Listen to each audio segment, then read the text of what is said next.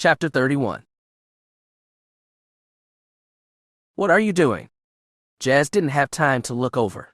All of his concentration was in the here and now, and the Force. Cavalry patrol droids were in pursuit of the Nightfire. Even now Blaster Fire was raking at the rear shields. Though not as powerful as most ship-to-ship weapons, they were still eating into the shields, that in there were so damn many of them, scanners could not even give him an exact count. They were moving too fast, switching places. And they were gaining on them. He pushed the engines harder. They could not afford to be stopped now. Val sat next to him in the co-pilot seat, the droid they had found at the Forum, in one of the seats behind them. It had not stopped talking since they brought it aboard, offering suggestions that he didn't have time to listen to. An alarm went off on the panel to his left, a proximity warning, too many droids flying too close to the ship.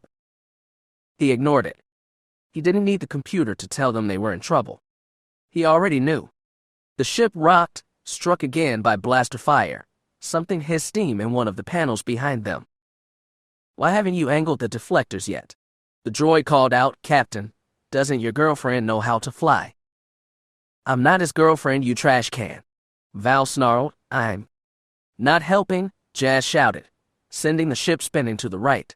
He heard a banging sound on the hull, one of the droids impacting on the shield. Another alarm went off. He risked a glance at the scanners every time they slowed. The droids increased speed, moving in. He cursed under his breath. This wasn't going to work. These are Scarab-class patrol droids. Their mechanical friend informed them. Their main form of attack is to envelop an enemy vessel. They will surround you, slow you down, and force you to land. At least, that is what they would have done before their new programming. "What new programming?" Jas asked. "They belong to the Combine, and right now, the Combine is in defense mode. It will not allow me to continue to function. The Scarabs will surround us and either force us to crash or fire until we are destroyed. Anything to prevent the authorities from learning too much about our operations." Jas shook his head. Syndicate reprogrammed security droids. Wonderful. Not that he was planning to surrender. Still. The ship rocked again. He did the only thing he could do. He punched the accelerator. They needed to stay ahead of those droids. "Val, take the seat behind me. I need you on the tail gun. See if you can slow these things down." "Don't you need a co-pilot?" the protector asked. "You're not helping much on that front, Missy," the droid chimed in. "I'm programmed to fly 83% of Republic standard vessels. I can't handle the shields and the power systems." Val shot Jas a look. She didn't need to speak for him to know what she was thinking. They had only just met the droid. Could they trust it? "I would rather not get scrapped today. Thank you very much," it responded, likely anticipating what was passing between the two humans. "I will help you. It is in my best interest to do so." Jas nodded. He had heard enough. "Slide over, Val," he ordered. "I need you on weapons." The protector cursed but did as she was told. The droid settled into the co-pilot seat, its spindly arms flying over the controls. Jas noticed the change immediately. The droid was correcting what Val had not known about. The ship was already accelerating again. This just might work, he realized. "Get those blasters firing, Missy," the droid said. "Captain, take us up into orbit and make for the skyhooks. Get as close as you can. It will interfere with the Scarab sensors." Jas felt the tail guns open up. He had a sensor board to check, to see if Val was hitting anything, but now wasn't the time. He followed their new companion's instructions. He sensed no duplicity, but then again, why would he? Droids were not organic beings, no matter how lifelike they seemed. They continued to climb. Jas was flying as much from the Force as he was using his sensors. A few times he caught a glimpse of one of the Scarabs in their viewport, but did his best to ignore it. They could try and surround them all they wanted, provided they didn't actually do it. One of Cavo's many skyhooks loomed before them. Jas didn't hesitate. He took them right beneath the structure, the droid still hot on their tail. "We can do this," he thought, gritting his teeth. "Trust in the Force. As close as you can, The droid repeated, his arms flying over his control board, shifting power between the shields and the engines. The Nightfire skimmed just below the base of one of the larger skyhooks. The ship bucked slightly as the fast-moving Scarab droids collided with the station's underbelly. The patrol droids were fast, but they seemed to be having trouble maneuvering. They probably didn't need to. Jas realized most enemy ships wouldn't have made it this far. The droids would have surrounded them and forced them down before reaching orbit. The proximity alarm to Jas' right went off. New signals had been detected off their starboard side. 3 medium-sized ships were moving and on an intercept course. Cavalt security, he suspected. No doubt they were querying the droids right now, trying to figure out what was going on. Blaster fire intensified as their rear shields took a pounding. The Scarab droids were getting desperate, likely trying to destroy the Nightfire before the proper authorities could query the fleeing ship. Jas, Val called out, her voice tinged with panic. Whatever you are planning to do it fast. He gritted his teeth. Almost there. Almost. Laser fire came from starboard, the security ships opening up. The Nightfire emerged from the shadow of the skyhook, no longer shielded by the station, but that was okay. They were out just far enough. They had just escaped the planet's mass shadow. Jas smiled as he pulled the handle. The Navi computer had been pre-programmed. They had just needed a bit of distance.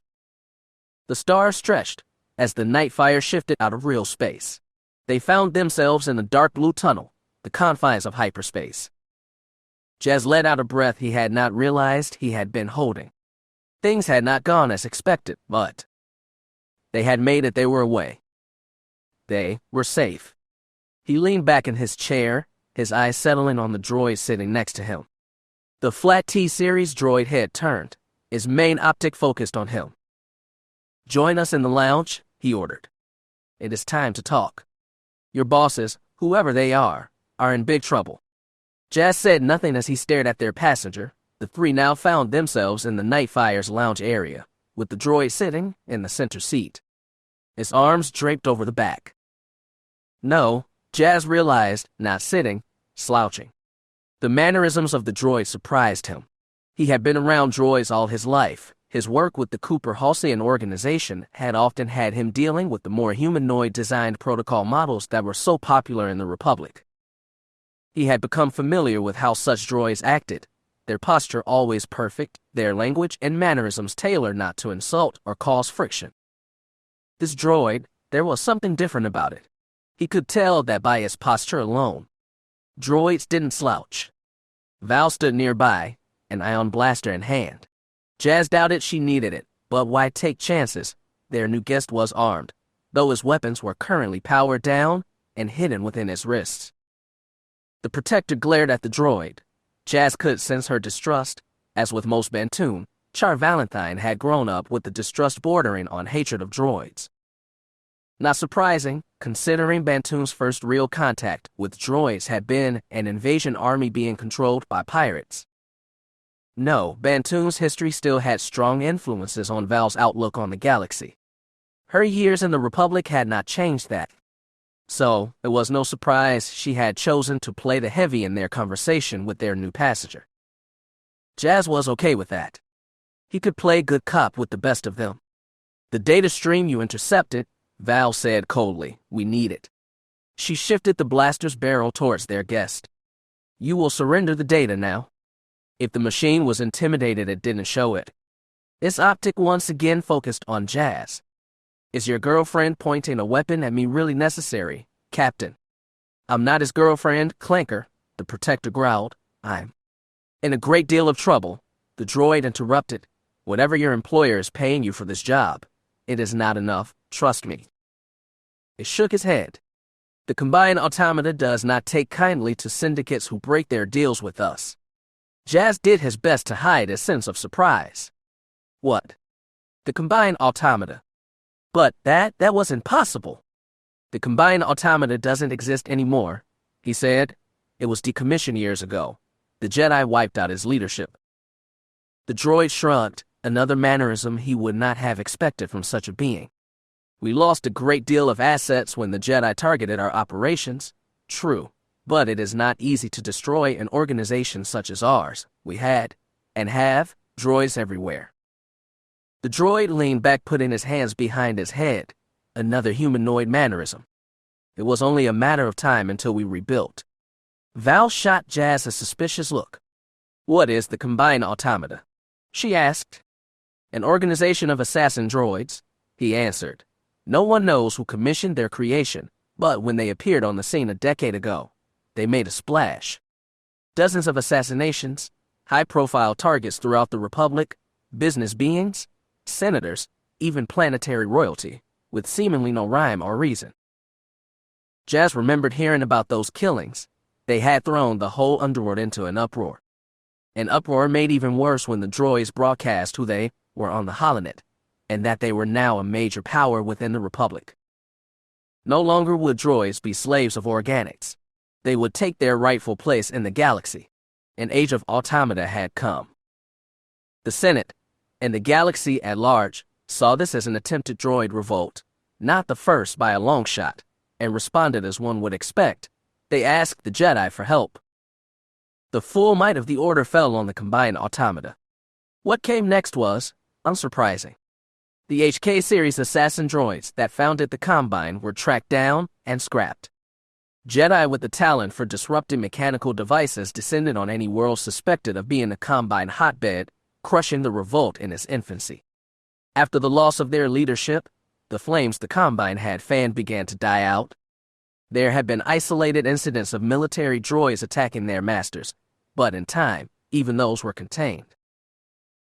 As far as the galaxy knew, the Combined Automata had been completely decommissioned, or in such a weak state, it would never rise again. If what they had seen on Kavod was true, that was not the case. The Combine is far more than mere assassin droids. Their mechanical guest informed them, "We are no longer a violent group. We changed, adapted.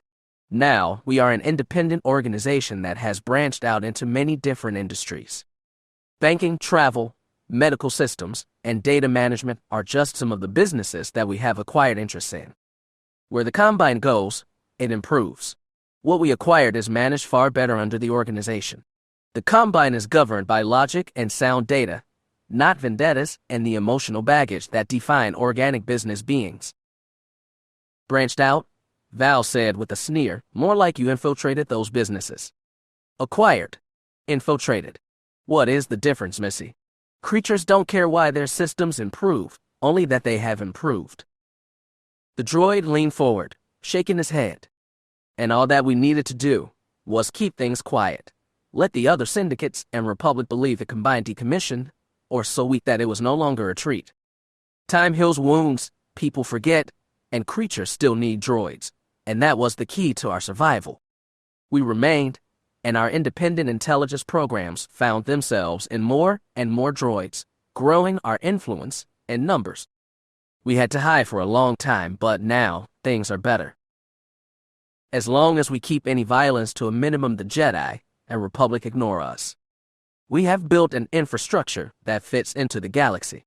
We work with the other syndicates, and they provide us with both protection and a means to thrive." The droid's main optic again fell on Jas. Kavod was perfect. The attitudes of the people there allowed us to expand our operations far beyond any of our predicted models. We had a thriving business there. I had a thriving business, but that is all gone now. The Combine will have a scrap on site order on me by now. I know too much. If I tried to return to the network, I would be terminated as a security precaution. The machine tilted its head slightly. "Thank you for that, by the way. Thank you, so bloody much." Jas said nothing. If the droid was looking for sympathy, it would find none here. You work for a syndicate, any syndicate. You take your chances. He wasn't willing to rub another being's nose in such an opinion, but that didn't change his feelings. Val, however, was not so polite. She gave the droid a cruel smile. "Thriving business. Please? You are a low-level thug managing a protection racket. Droid, or not, beings like you get tossed away by crime bosses every day." "And what would you know about it, Missy?" the droid demanded. "I grew up in the underworld, so yeah, I know about it. And second, don't call me Missy. The droid tilted his head. What else should I call the captain's girlfriend? Val's eyes narrowed. I'm not his bloody girlfriend. The ion blaster began to come up. Jas had to use the force to get to Val before she could fire, and he made it. Barely. He stood between her and their guest, and she was not happy about it. She shot him the dirtiest look. She was angry, and it had little to do with her feelings about the droid. Jas winced. Val, he could feel her pain, her loneliness. Being this close to him, it hurt her, she felt. She pulled away, refused to meet his gaze.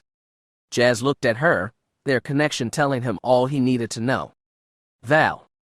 I'm... She still refused to look him in the eye. I'm sorry. It was easy for her to ignore her feelings, usually.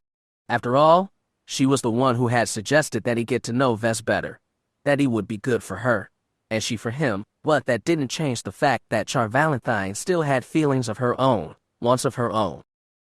She still felt desire, and she could hold that in check, usually, but the droid's poking had gotten through that shield. She hated to admit it, but being here, knowing what he and Ves had, it hurt her. Jas didn't like that. He still cared for Val. He would always care for her, what she was, what they had.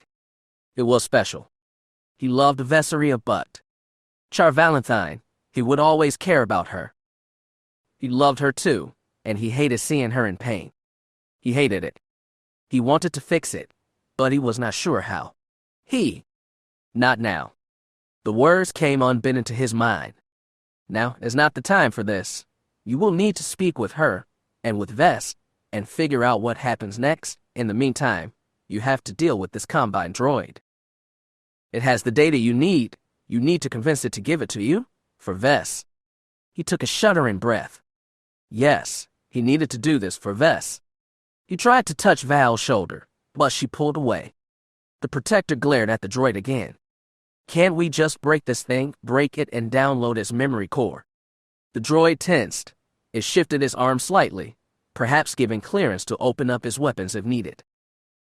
My security measures would not allow that. It promised them, at the moment of my disassembly, the data stored in my memory would be erased. Taking any data from my memory by force is impossible. Your employer should have realized that. The Combine machine crossed its arms. Whoever your employers are, they are going to regret this. The Combine's agreement with the syndicates is ironclad, as is their desire to issue reprisals. Your bosses will no longer be able to use our data services. Any trade they are involved with will be delayed or lost. Their security droids that protect their holdings will shut down when they least suspect, allowing their rivals to remove items from their places of business. In other words, the Combine is not an enemy you wish to have. That is putting it lightly, Jas thought. He considered what the droid had said, and with it came understanding. At least now he knew why the transition merchant had not made the data request himself. The old lizard had seen the chance to not only acquire what he wanted, but also hurt a rival. Whichever organization had made the request for the data that the droid had downloaded would be facing serious reprisals from the Combined automata. The transition had not only hurt a rival, but remained blameless in the eyes, or optics, of the Combined. Jas should not have been surprised. He should have figured something like this would happen. Syndicates were not known for playing fair. A problem perhaps, but not one that he needed to solve. In the meantime, Val and the droid bickering didn't help them. They still needed the data, and fighting with this droid was not helping. He sighed. Things were getting far too hostile for his tastes. Maybe it was time for a gentler approach. Jas smiled at the droid. There is no reason for violence, he said. Considering what has happened, perhaps we have started off on the wrong foot. Val snorted and shook her head. She put the ion blaster down, but still continued to glare daggers at their guest. Though their connection, Jas could tell she was willing to play along. He was grateful for that. He turned to the Combined machine, slipping into his role as negotiator for an organization. Let us start over, he said. Names might be a good place to begin. He paused. Normally a droid would take that opportunity to say its designation and list its specifications. Most were programmed to sell themselves this way. Their guest did not take up that opportunity. The droid didn't reply. It simply stared at him, the lights on the side of his head blinking on and off. Jas frowned. So much for letting the droid start things off. Okay then, he thought. I guess we should go first then. I'm Jas Dar Bynn, he said. This is Char Valentine. We are pleased to meet you. Again, the droid remained silent. It sat there for a moment, processing what had been said, and then, finally, made a sound like a sigh of his own. The droid shook his head. My designation is CC-61T, a service and defense droid. You may refer to me as CC. Defense and service. You're a bodyguard droid, Val said. I've served that function in the past, yes. The protector corked her lip with amusement. So, what were you doing dancing in the forum on Cavolt? Why aren't you working as a heavy for your bosses? The Combined does not limit its members to their programming, Mistress Valentine. We are allowed some leeway in carrying out our missions, and besides. The droid leaned back in his chair again. I happen to like dancing. One of my previous masters was a dancer. I developed a fondness for it during my service. And you can pilot? Jas added. The droid shrugged. I've been on my own for 6 standard years, no master but the Combine. You download a lot of skills during that time. Jas considered what he was hearing. This was not going the way he had expected, but things rarely did. The Force had an interesting sense of humor sometimes. I can't undo what happened on Cavolt, CC, he said, but I think we might be able to help each other, if you are of a mind. I'm listening, Captain Dar Bynn, the droid replied. Val and I are not with any syndicate, but we do have powerful friends. Friends that could help you avoid any scrap order the Combine might put out on you. Val gave him a surprised look. We do? She asked. We do? Jas said reassuringly. The protector didn't respond, but she did roll her eyes. I guess we do at that, she said morosely. Jas turned his attention back to their droid companion. If you are willing to share the data you downloaded with us, our allies will be willing to offer you something more than an existence on the run or in hiding. Are you offering me a job? CC asked. It is better than being on your own, isn't it? You said your bosses are not going to be happy with you. That you would be scrapped on sight, Val reminded it. Is this really the time to start rejecting any offers of help? I'm not sure, CC replied. I don't have all the variables. What you do have is an offer of help, Jas said. If you find something better, I'm sure you will be able to seek it out. We won't stop you when the time comes, provided you come through with the information you have stored in your memory bank. The information you seek is really that important, CC asked. Yes, Jas said. Val sighed. She understood what was happening, but she didn't wish for the droid to think it had more bargaining power than it did. She pushed the issue. We're giving you a chance to continue functioning, droid, Val said, clearly not happy with the idea, but smart enough to see they didn't have much choice either. They needed the data CC was carrying. Visaria needed it. They would help the droid if that is what it took to get it. You need us, and we need you. I can't think of any clearer motivation than that. Jas stepped forward, careful of the droid's weapons, but it didn't bother drawing them. It was still processing what it had been told. So, he asked, do we have a deal? The two gave CC a moment to process that. So far, the machine was proven far more liberated than most droids. Jas was not sure what to make of that. I will be able to leave freely, when I choose, the droid asked. Sure, Jas promised. I'm not asking you to sell yourself to us. Come through, Val added, and you can leave when you want. No one will try and stop you. After that, it took about 10 seconds for CC to make his choice. The droid nodded. Very well, said. It is a deal. Not that I have many options right now. Good, Jas said, already feeling more relaxed. He shook the droid's hand. Welcome aboard, CC. The droid nodded. Thank you, Captain, that. It is much appreciated. Val remained skeptical, but said nothing about it. The protector snorted. "So, we have a droid now," she said. "What you have is an ally, Mistress Valentine," CC said. Jas nodded. An ally, he thought. A very unconventional ally. An unbound droid with information that might just give Vess a chance to reclaim her crown and world. In the face of that, what other choice could they have made? A new ally, yes. He smiled slightly. Why not? Chapter 32. She is standing at the door. The realization woke Jas out of a doze. He had just settled into one of the Nightfire's small guest cabins. It served its purpose, especially since he had offered Val the main, where he usually slept when he was aboard ship.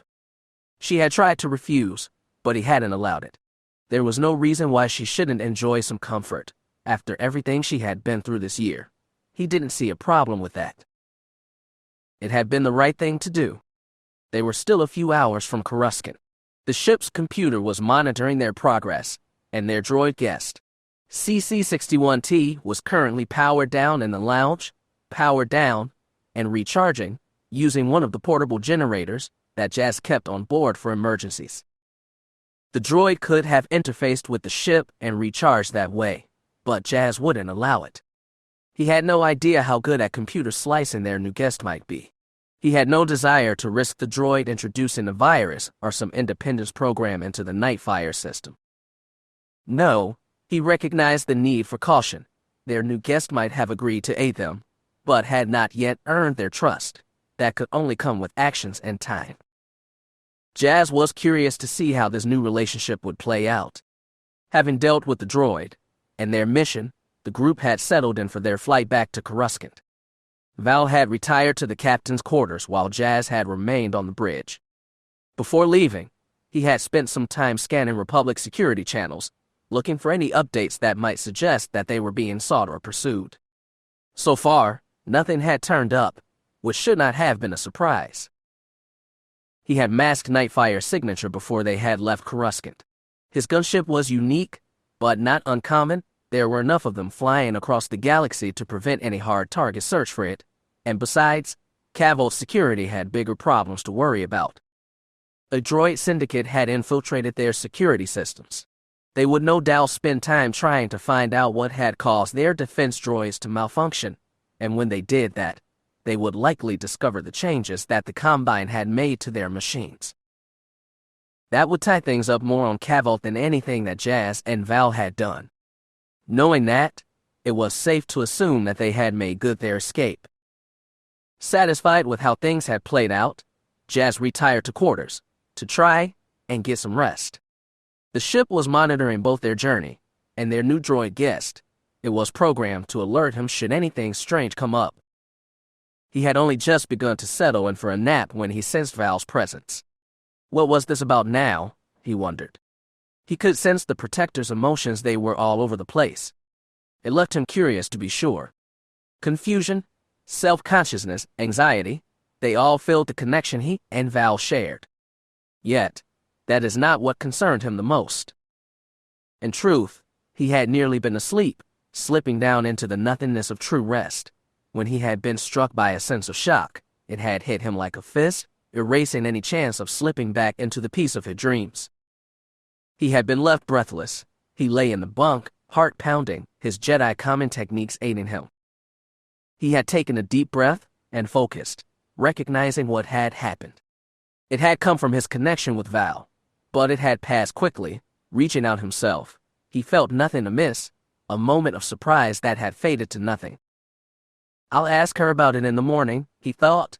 Perhaps she dropped something, or something on the ship had shifted and startled her.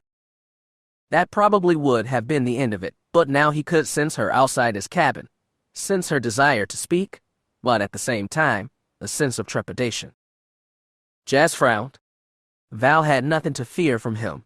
If something was bothering her, they could face it together. He had her back always. She was just outside the door of his cabin. He could feel it. Yet, for some reason, she could not bring herself to knock. She hesitated each time, her hand raised, about to knock, and she stopped, her voice failing her as she considered calling his name.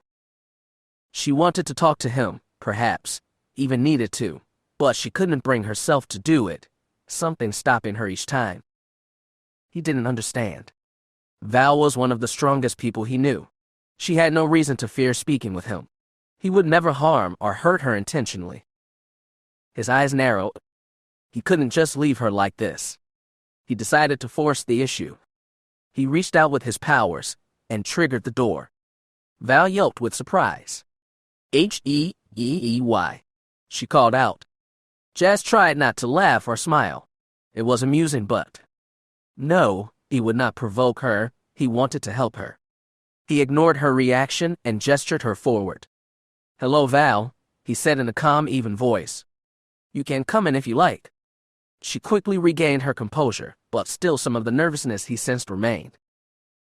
Hey, Jas, she began. Mind if I join you? The fact that she may not have heard his initial invitation didn't bother him. He sat up in his bunk and smiled. I remember those words. You spoke them a long time ago, back in the Follies mess hall, on our way to Alderaan. The mention of that night, their night, had an effect on Val. The protector grinned. I remember that night. I still remember it fondly. Jas nodded. As do I. Any regrets? She asked him. If any, the fact that it only happened that one time. His comment made her smile. He felt some of the tension go out of the force. Val took a deep breath. Speaking of what came before seemed to give her courage, or perhaps reminded her that she had no reason to fear him. She stepped into his cabin without any further resistance. She had rid herself of the Kuwait Telban disguise, changing back into the light shirt and leggings she had worn when they first left Coruscant. She wore no weapon that he could see, a sign of her trust. Of course, he knew that was not entirely true. Val didn't need a weapon if she needed to defend herself. Her hands and feet were as lethal as any blaster, and with the enhancements she had received, they were even more dangerous. She padded across the chamber in her bare feet, and sat down on the side of his bed. That seems like a lifetime ago, she said. That night, what happened? Things seemed so much simpler then. I had a little girl to protect, my queen's daughter. That mission made sense. Everything seemed to make sense. Not much has changed, he shrugged. You still have your mission and duty. You serve your queen well. No one can deny that. Val sighed. The mission, my duty, those are what I've tried to live for these last 8 years. It was easy sometimes, but now everything else seems to be getting in the way. She cursed under her breath. I'm getting in the way of doing my own damn job. Her anger rippled out, an anger bordering on self-loathing. He reached out with the force trying to calm her. You have no reason to be angry at myself, she interrupted, turning to face him. That was what you were going to say? Yeah. He nodded, a nod that she returned. Again, their connection, their link through the force coming into play. They knew each other so well. Again, she sighed. It was then that he realized she was holding something, a small holo player. A player that she could barely bring herself to look at. It was easier on Bantoon, she murmured, easier before I fled, before you came into my life. I had flings back then, felt attraction, but they were always nothing, ships passing in the stars. I moved on so quickly, and was perfectly content in doing so. She sat the player down on his nightstand, activating it, before taking her hand away, before hugging herself, struggling with her own pain and self-loathing. This didn't help, she murmured, refusing to meet his gaze. The small holo turned on, revealing the figure of Vess, dressed as she had been when they had left for Cavolt. A recording likely made that very day. Jas watched, curious. He quickly understood what was going on. Hello, Val, the holo began. If you are watching this, then I know you are finally willing to accept how much has changed, and how much things must continue to change if we are to go forward. I am aware that you were the one who first approached Jas on my behalf, encouraged him to truly engage with me, and, for that, I'm eternally grateful and in your debt. The girl smiled shyly, and looked away. Seeing that look made Jas smile. He was so fond of her now, the young woman who had opened her heart to him. Vess sighed. Seeing us together, it is not easy for you, I know.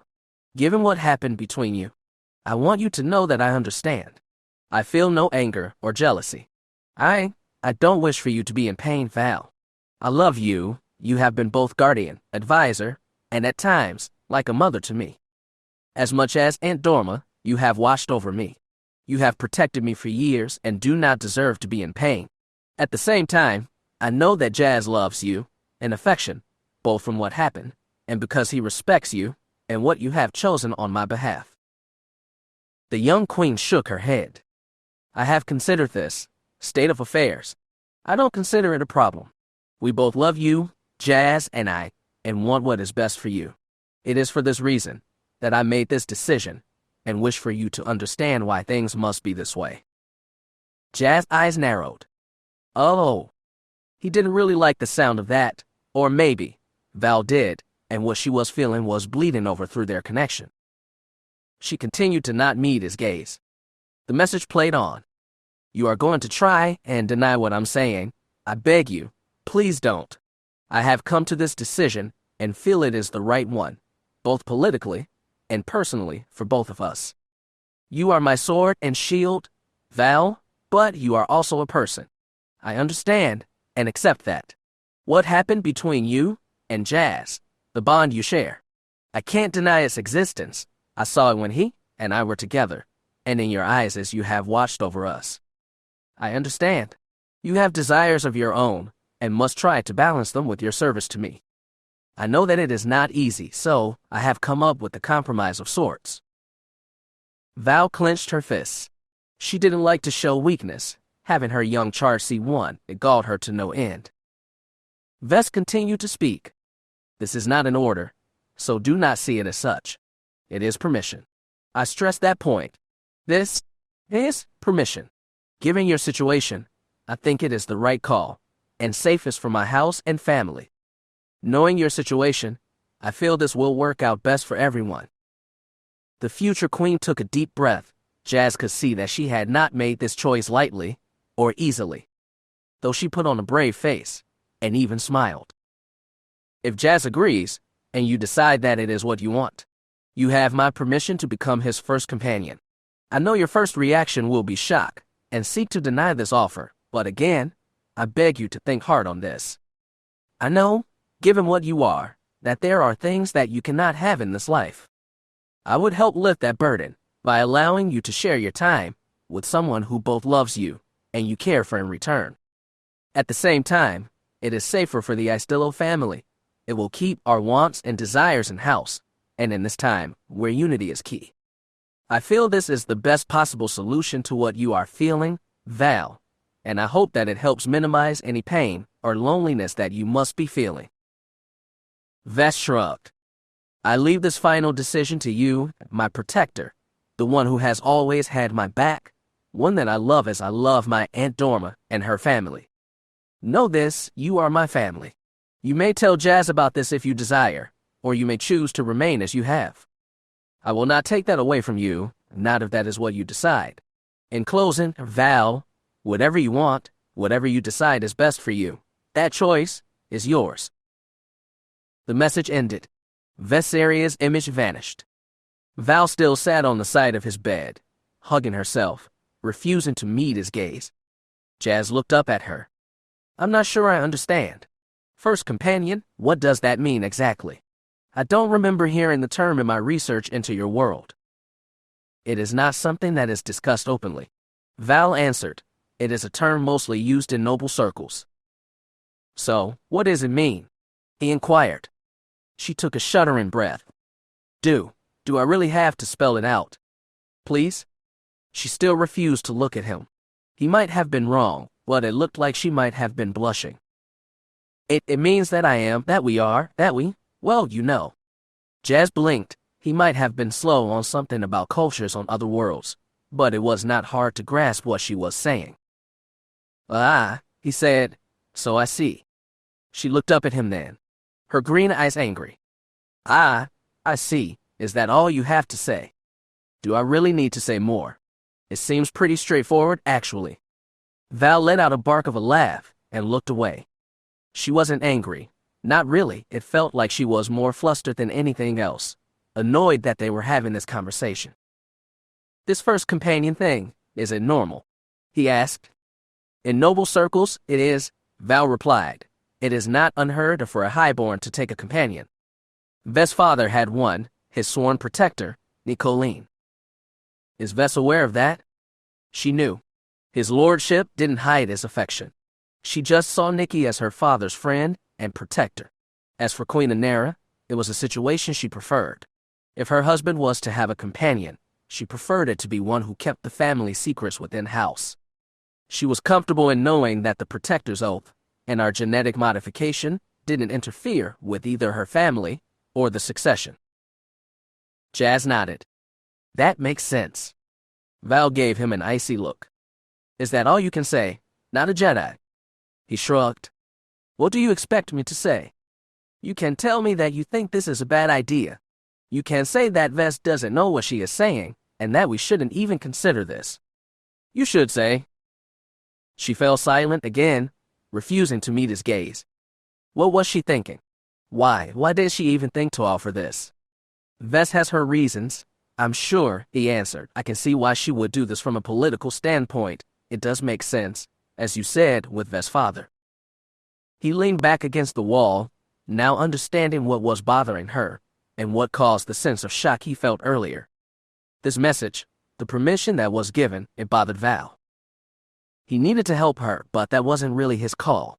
This was her choice, and he would honor any decision that she made. What do you want to do, Val? Again, she refused to look at him. She took a shuddering breath. Part of him wanted to reach out to her, take her in his arms and comfort her, but that would not help here. In fact, she would likely be angry with him if he did, thinking he was trying to sway her decision. When she did finally speak, it was barely a whisper. He had to use the force to hear it. You've changed. How so? He asked. She finally looked up at him. Once you would have been blushing and stammering at having this conversation with me. You were so uncomfortable about this kind of talk. He acknowledged that, before finishing his business with the Sunset Collective, he had been fighting a war with his emotions, his desires as a man, and his training as a Jedi had often had him in conflict. After the Collective, after Vest, that all had changed. You seem so in control now, she continued, confident. I merely tried to accept things as they are, he responded. The Force has a plan, and I'm willing to follow the path it sets. All things are bound up in the living Force, even the choices I make. I can't force things to go as I think they will go. The galaxy spins on as it always has. I'm simply walking the path, they said in unison. Val chuckled, a sad sound. She looked up at him. Vest mentioned that we have situation between us. She mentioned a bond. What did she mean by that? Jas sighed. And there it was. The moment he had known was coming, and that he had been partially dreading. He could no longer deny it. The time had come for the truth. Val deserved it. He took another deep breath, and told her everything, the moment she tried to kill herself, him using the Force to stop her, and the realization years later that it had created a connection between them. A connection that had only solidified with time. A connection he had no idea how to break, and even if he did, feared it was beyond his ability to do so. Val listened. She didn't say a word. Her expression remained neutral despite what Jas was telling her. He wasn't sure what to make of that. Surely, Val would feel violated by what had happened, unintentional or not. He had entered her mind, and bound her to him in a very personal way. It had been cowardly of him not to say anything about it before now. He could only hope that she would forgive him, and not see him as a monster. Though he wouldn't blame her if she did. What he had done to her was unforgivable, unintentional or not. Char Valentine sat there silently as he finished. He awaited the anger, the explosion that he felt he deserved. So that is it then, she said in a tiny voice. That is all of it, he said, hanging his head. I'm sorry that I did you harm without knowing a way to undo it, and I would not blame you for hating me for what happened. I was only trying to help, and I could have. Val looked at him, her green eyes shining in the darkness. Why would I hate you? She asked. Because I inflicted this bond on you. You have every right to be angry. Val sniffed at that. Maybe I should be angry. If you had told me about this, if you had known shortly after having done it, I would have been furious and demanded that you undo it, but now. I should be dead. After Nara died, the system demanded that I kill myself. I would have left Vess alone, an 11-year-old girl with only that traitor aura to protect her. She smiled slightly. You stopped that. You kept me alive. The life I've had since that moment. It should never have happened. Who knows what would have happened to Vess if I had not been there. I would have tried to help her, Jas reminded her. I know, and that is why I can't be angry with you. Since the moment that Vess woke me up in the Follies med bay, you have protected her, you have protected me. Val smirked. You know, a lesser man would have taken advantage of our connection. You could have done whatever you wanted to me, and all I would have been able to do was endure. You could have taken whatever you wanted without consequence. I'm not like that, he said flatly. You know that.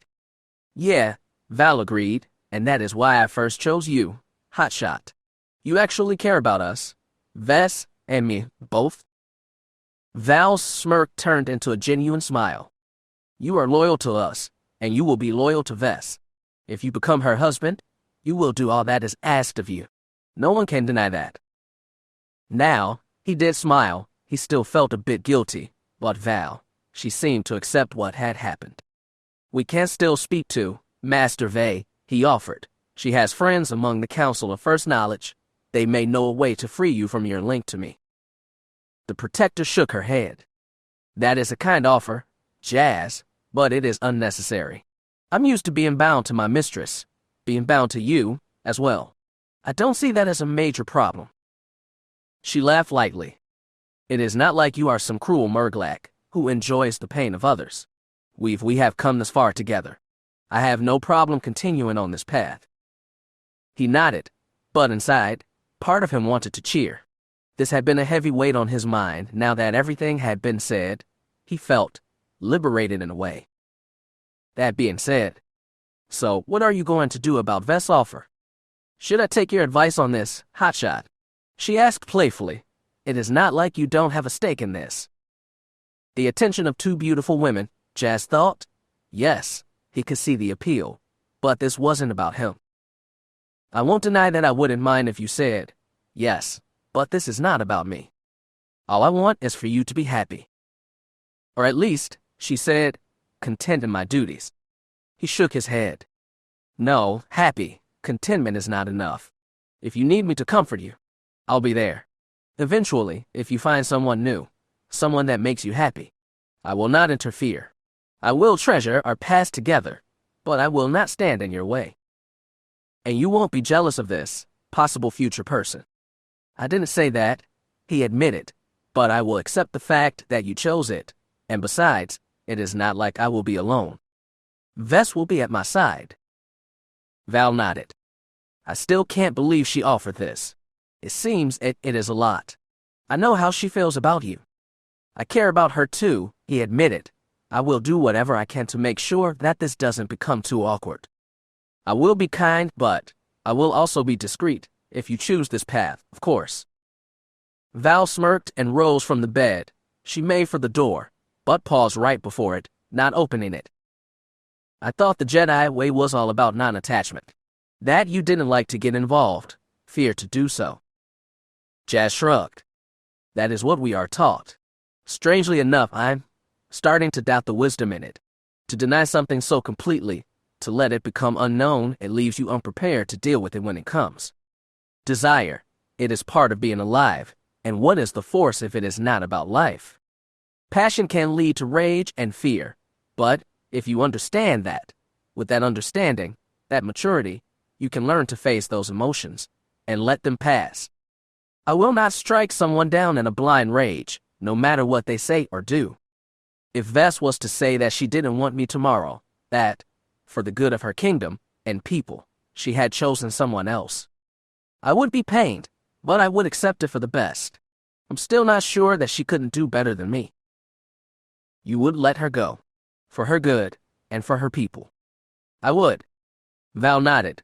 She accepted what he had said, and through their connection, no doubt, knew that he wasn't lying. She shook her head. You are a good man, hotshot. The Jedi are wrong to look at you as some kind of outsider. I'm not their kind of Jedi, but it doesn't change what I am.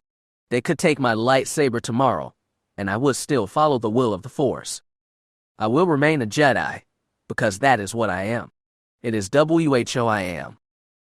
Val nodded. The Jedi thing is useful, she agreed, but I think I like the man more. I can only be what I am. She nodded. She had nothing else to say. There was nothing else left to say. He felt it in that moment, heat, need, and desire. There was truly nothing left to say. Val acted. She turned from the door and pushed Jas down into his bunk. He didn't resist when she wrapped her arms around his neck, kissing him fiercely. He responded in kind, enjoying the heat of the moment, the fire through their connection. Heat and relief, a relief he had not felt in almost a decade. Val had found her release, and there was more. No pain, he realized with a smile. The last time they had kissed like this, Val had been in agony, the system punishing her. He moved his hands over her body, pulling her shirt over her head and off. He did this as she slid out of her leggings. Vest's permission had worked, it seemed. Val cried out his name as they began, as they moved together, and as he kissed and nibbled down her neck and shoulder. Years of denial finally had come to an end. For those few brief moments, they were the only two people in the galaxy, Val seeking comfort in his arms. In a few hours, they would reach Coruscant. The message stored in the droid would put them on the next step of their journey, but in that moment they're nothing more, just two people bound through affection and the Force. Val cried out, losing herself in her pleasure. Jas picked up the pace, knowing what she liked, and most eager to give it to her. Tonight, they would reforge their connection, or rather embrace a new one. Bound in life. Bound in the Force. Chapter 33. Night came to Coruscant. The last rays of the setting sun vanishing behind the great buildings that dotted the busy landscape. Speeders buzzing by in steady streams of traffic. Jas found himself in Viseria's room. He had been sent there by Val and Lady Dorma. The matriarchs had been summoned.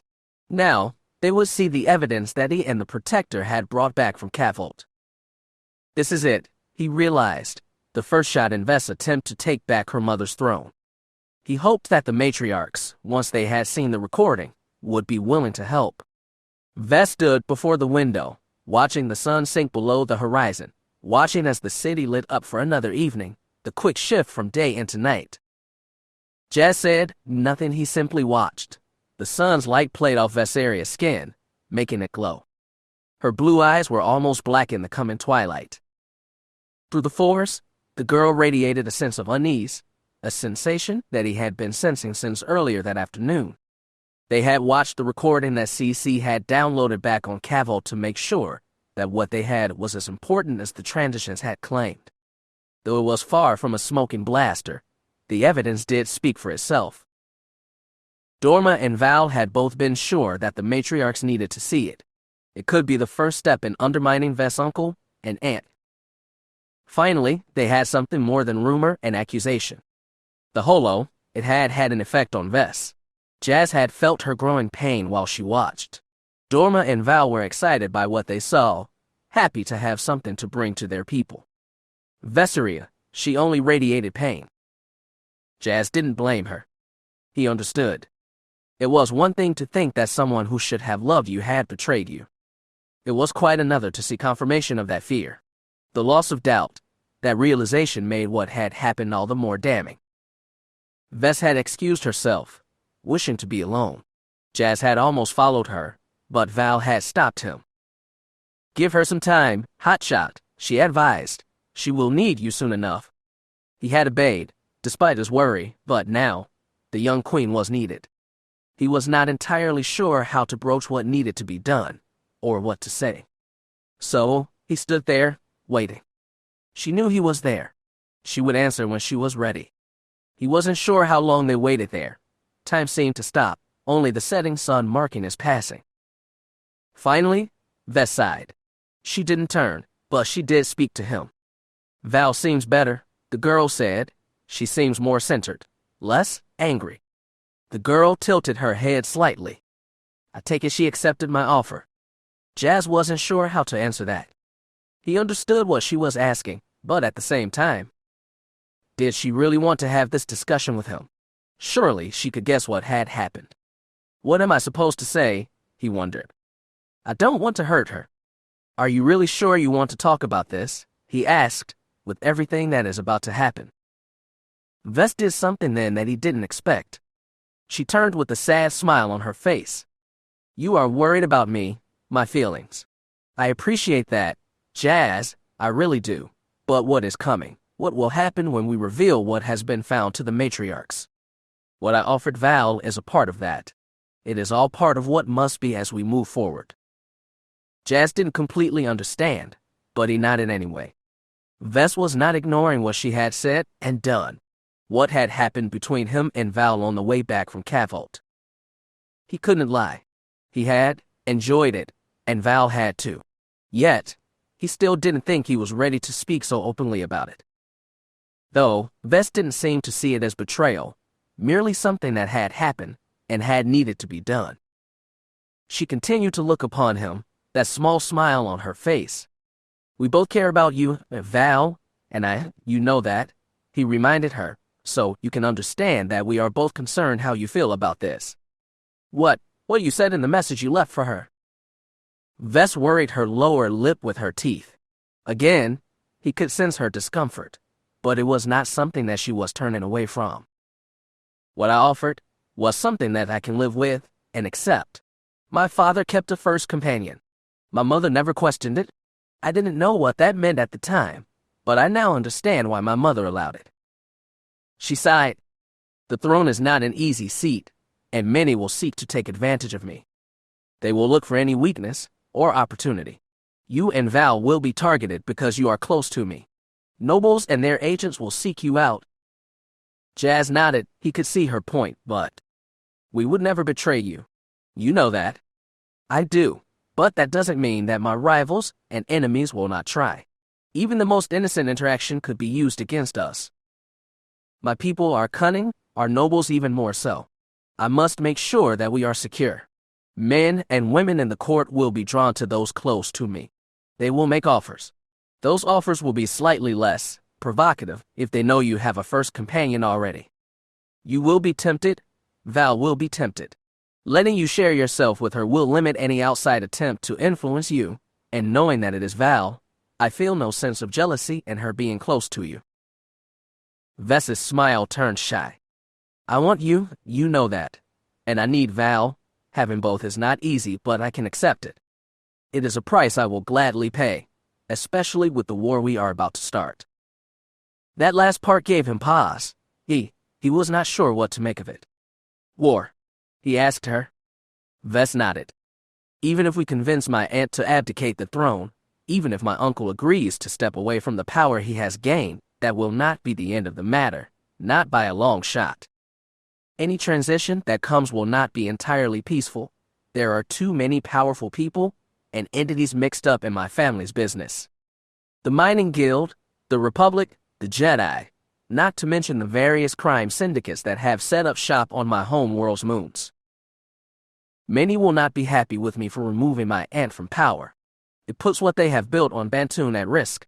They will seek to secure what they have gained in the last decade, which means we are about to set off who knows how many plots and schemes. People are going to be in danger, Jas. We are going to be in danger. In this at least, he knew what to say. I'll protect you. You know that. Yes, but I still need to do what I can to protect us, the people that I care about. That is why you made your offer. Again, the young queen nodded. As I said in the message, I know she cares about you, and your connection to her draws you both together. To keep those I love safe, I'm more than willing to let her be with you from time to time. Some of my nobles will see me taking an outsider as a consort as a betrayal of her values, but if that consort follows the traditions of her world, they will be more willing to accept. A queen's consort keeping a first companion is not unheard of, and it will make you seem more familiar. Plus, it protects Val from being targeted by would-be suitors looking to gain a foothold in my court. It keeps our family secure, and united, at least until we ensure that the danger caused by the transition of power has passed. Jas nodded again. He was impressed. He couldn't doubt that she was taking this matter seriously, but there was something that she needed to think about, a point that might come up. It was uncomfortable, but it was better that they discussed it now. How far are you willing to go to secure your throne, Vess? The girl paused. Behind her, the last rays of the day had given way to night. As far as I need to, she replied. What if the nobles ask something of you, something important? It would depend on what they wanted. Jas frowned slightly. That was not really the answer he was looking for. What if one of the more powerful matriarchs comes to you, offers to bring the bulk of the others over to your side? What if the price she asks of you is that you wed some son or cousin? What would you do? His question caught her off guard. He could see that in her eyes, and feel it through the force. You would expect me to say, no, she answered. Is that is best for your people, your world? In that moment, she understood. He could see it in the widening of her eyes. You would advise me to say, yes. Jas winced, but nodded. His response horrified her. Are you trying to end this? She demanded. To end us? No. I'm merely bringing up a possible scenario that might occur when you move to take your mother's throne. As you said, there are matriarchs who will not be happy with you taking an off-worlder for a consort. He shrugged. It would hurt, seeing you with another. I won't deny that, but I would do what was best for you and your world. That is why I asked the question. How far are you willing to go? She sniffed and turned away, yet he could sense that she was considering what had been said. She didn't like it, but she wasn't dismissing it out of turn. That is why she would be good for her people. He realized she has her own desires, yes, but that doesn't mean she will put them before what she believes is for the greater good. This wasn't like Sai's greater good, at least, he didn't think so. He was willing to let go of what he wanted for others. He would do what he could to minimize the hurt, but could not deny it. That was why it was a sacrifice. He was prepared to make it himself, not to ask others to suffer in his place. What would you do if that occurred? She asked him, if I needed to wed another. I would do what you asked of me. I would even leave if you were unable to have me at your side. She winced at that last part. I would never ask you to go. If you were mine or not, I still need you, and besides, I would not do that to Val. If we were not together, it would please me to know you were with her, that the two of you were doing your best to be happy. Could you do that, Vess? How would that feel? She turned and gave him a sad smile. It would hurt, seeing you with another. I won't deny that. Jas returned the smile. He was not surprised that she used his own words against him, or perhaps in agreement with him. He sighed. So what are we going to do? We must not get ahead of ourselves. We must not make decisions based on what could be, or what others might offer, not yet. She turned back to the window, watching the speeders as the city lit up around them. It is beautiful here, she murmured. Jas walked up behind her, resting his hands on her shoulders. She shuddered at his touch, not with dislike but with pleasure. He leaned in and kissed her neck. She tilted her head slightly, offering more. He put his arms around her waist and watched the skyline, the two of them sharing this moment in silence. I would like to take you out, sometime, show you the city, share a meal. He could see her reflection in the glass before them, the smile that lit her face. Are you asking me out on a date? Jas smiled. He could not entirely kill his own blush, which was strange. It was such a simple thing, a normal thing. He found it hard to speak openly about it. I would like that, he admitted. It has been a while since I had a quiet evening with a woman. One where we were not constantly watching over our shoulders, concerned for our lives. That sounds nice, she agreed. Perhaps, tomorrow, after our meeting tonight, once the matriarchs leave, we shall be very busy. He leaned in and kissed the tip of her ear. It sounds like you have a plan. I have, she nodded, her eyes focusing on the horizon. I have hoped for some time that we would find something to bring to the matriarchs, something that we could cast out on my aunt and uncle. I think it is safe to say that we found that. You've seen the recording, and both Dorma and Val agree. Ves shivered slightly in his arms. What she had seen when CC first played the message that the transitions had recorded, she knew what it was, and it had had an effect. Ves sighed. You know, it is one thing to be told that someone has betrayed you, that they seek to do you harm. Actually seeing evidence of it, it changes things. Ves took a deep breath. Through the Force, Jas could sense a flicker of pure anger. They treated my parents like they were nothing. Jas, targets. They called them assets to be removed. Mom was their queen, and they talked of disposing of her like she was so much trash. Justice will be served, Ves. You need to focus on that. We can make things right. I think so too. She shifted slightly, making a little room, allowing her to turn and put both arms around his neck. She smiled warmly. When this meeting is done, I would like you to contact Captain Cooper. I need to get a hold of Miri. I have a job for her. I can't do that, but what do you need a bounty hunter for? A simple transport job, but there is some risk involved. I can ask Co-op to reach out to her. Well, she isn't with the organization anymore, not officially. Jas pulled back slightly, looking into her blue eyes. Mirax Fallenstar prefers a certain type of job, one that serves her code. Does this task you need her to perform fit into that mold? I think so. She wants to serve true justice, and this matter will help. Jas frowned slightly. Are you going to tell me what this is about? I will, but only when I'm sure that Miri is on board, and the matriarchs have committed to help us. Jas nodded. Co-op had kept him in the dark sometimes too. He had never liked it, but understood. As queen, Ves would sometimes have to make snap decisions on her own, things that he might not agree with as someone trained in the Jedi way. A leader needed to get their hands dirty sometimes. Was that what was happening here? What did she want Miri to do? Ves knew what Mirax Fallenstar was capable of and what she did for her clients. Why did Ves need her skills? He sensed no malice in her request, merely a sense of cold certainty. Ves trusts you, he reminded himself. Perhaps you should try and trust her. She was hoping to make this work, but if either Miri or the matriarchs didn't dance to her tune, she would need to come up with something else. What they were discussing may not even come to pass. I'll just have to trust her. I know what kind of woman Ves is. He believed in her. He would do as she asked. I'll make the call. She smiled brightly. Thank you.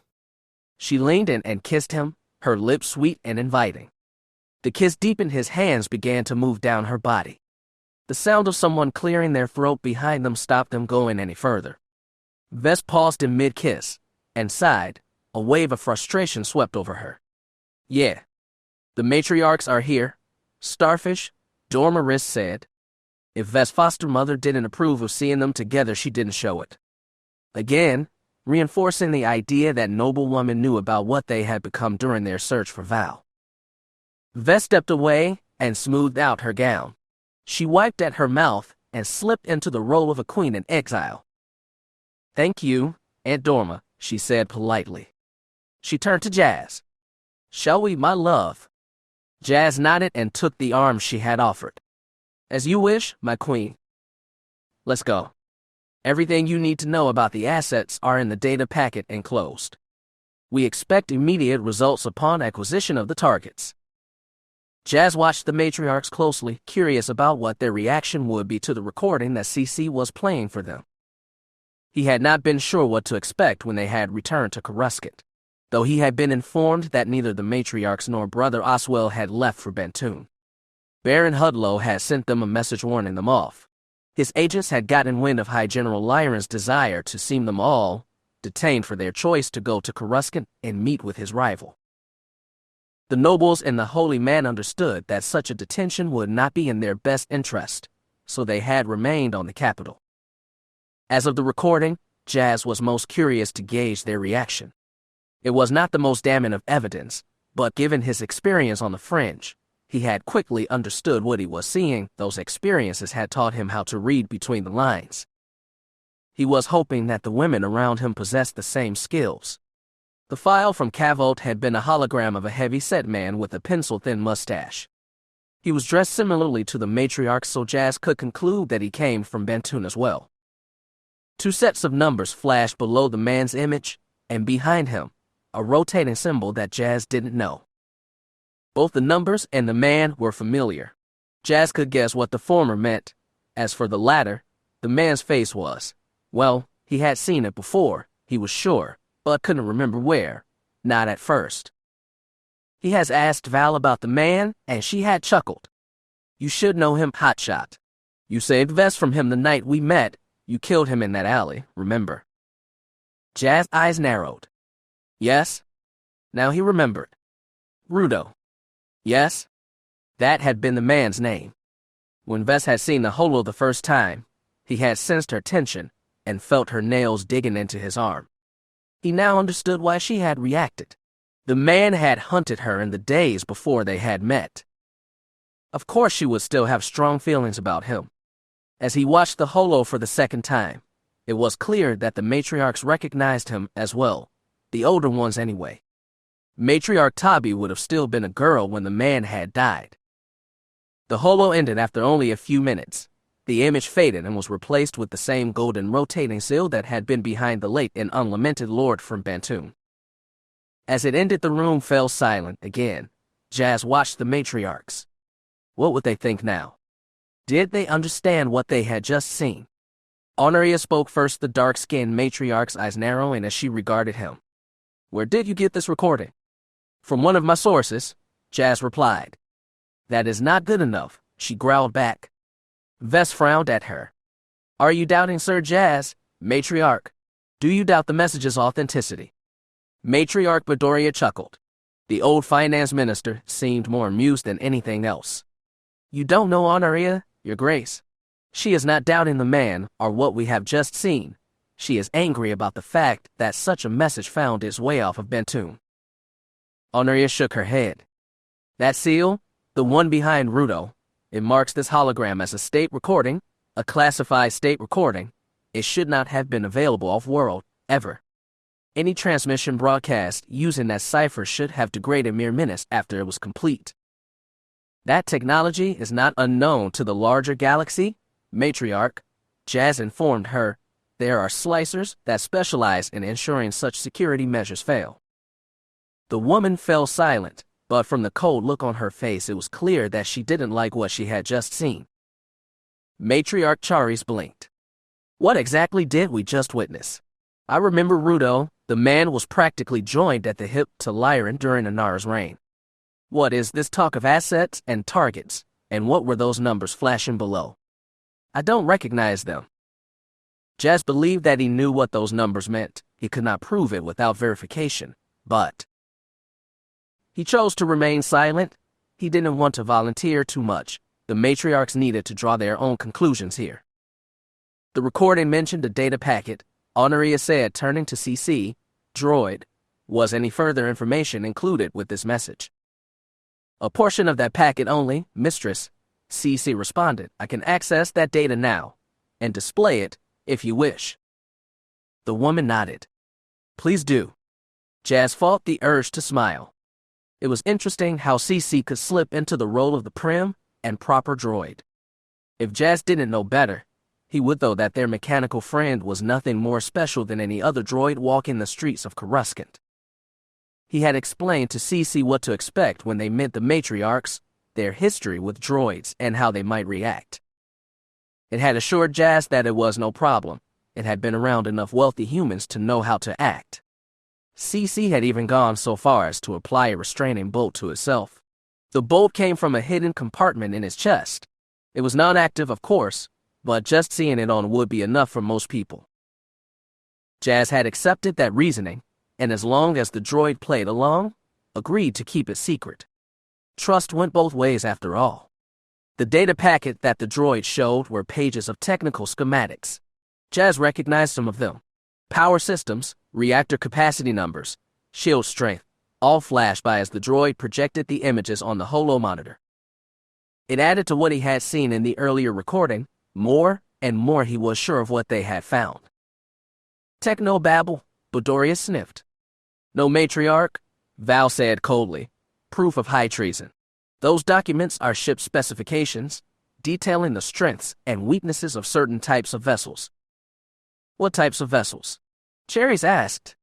We're guessing here, Val continued, but we believe, if you match the numbers that were shown by Rudo, transponder numbers for starships, if I'm not mistaken, with the ship specifications, then you will see that they correspond to the ships used by both High General Tran and Queen Inara V.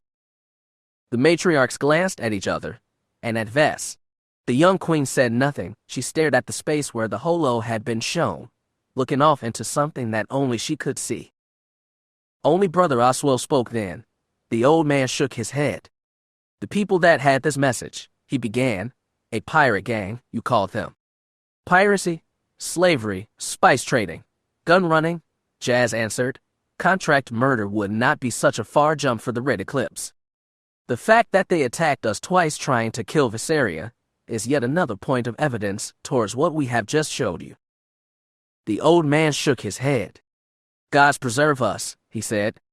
The recording said nothing of Vest's parents. Matriarch Tabi reminded them. All we have here is speculation. Yet, this information is not without teeth, Honoria replied, a hint of a cruel smile on her lips. She looked at Vess. I had no love for Rudo, or any of Lyran's other sycophants, but I understood what kind of men they were. They would never have dared act without their master's permission. They were too loyal for that. She turned to her fellows. I think we could download the transponder codes for Inara and Lyran ships. Such information will be in the central archives back home. What if Lyran had them altered? Matriarch Cherries inquired.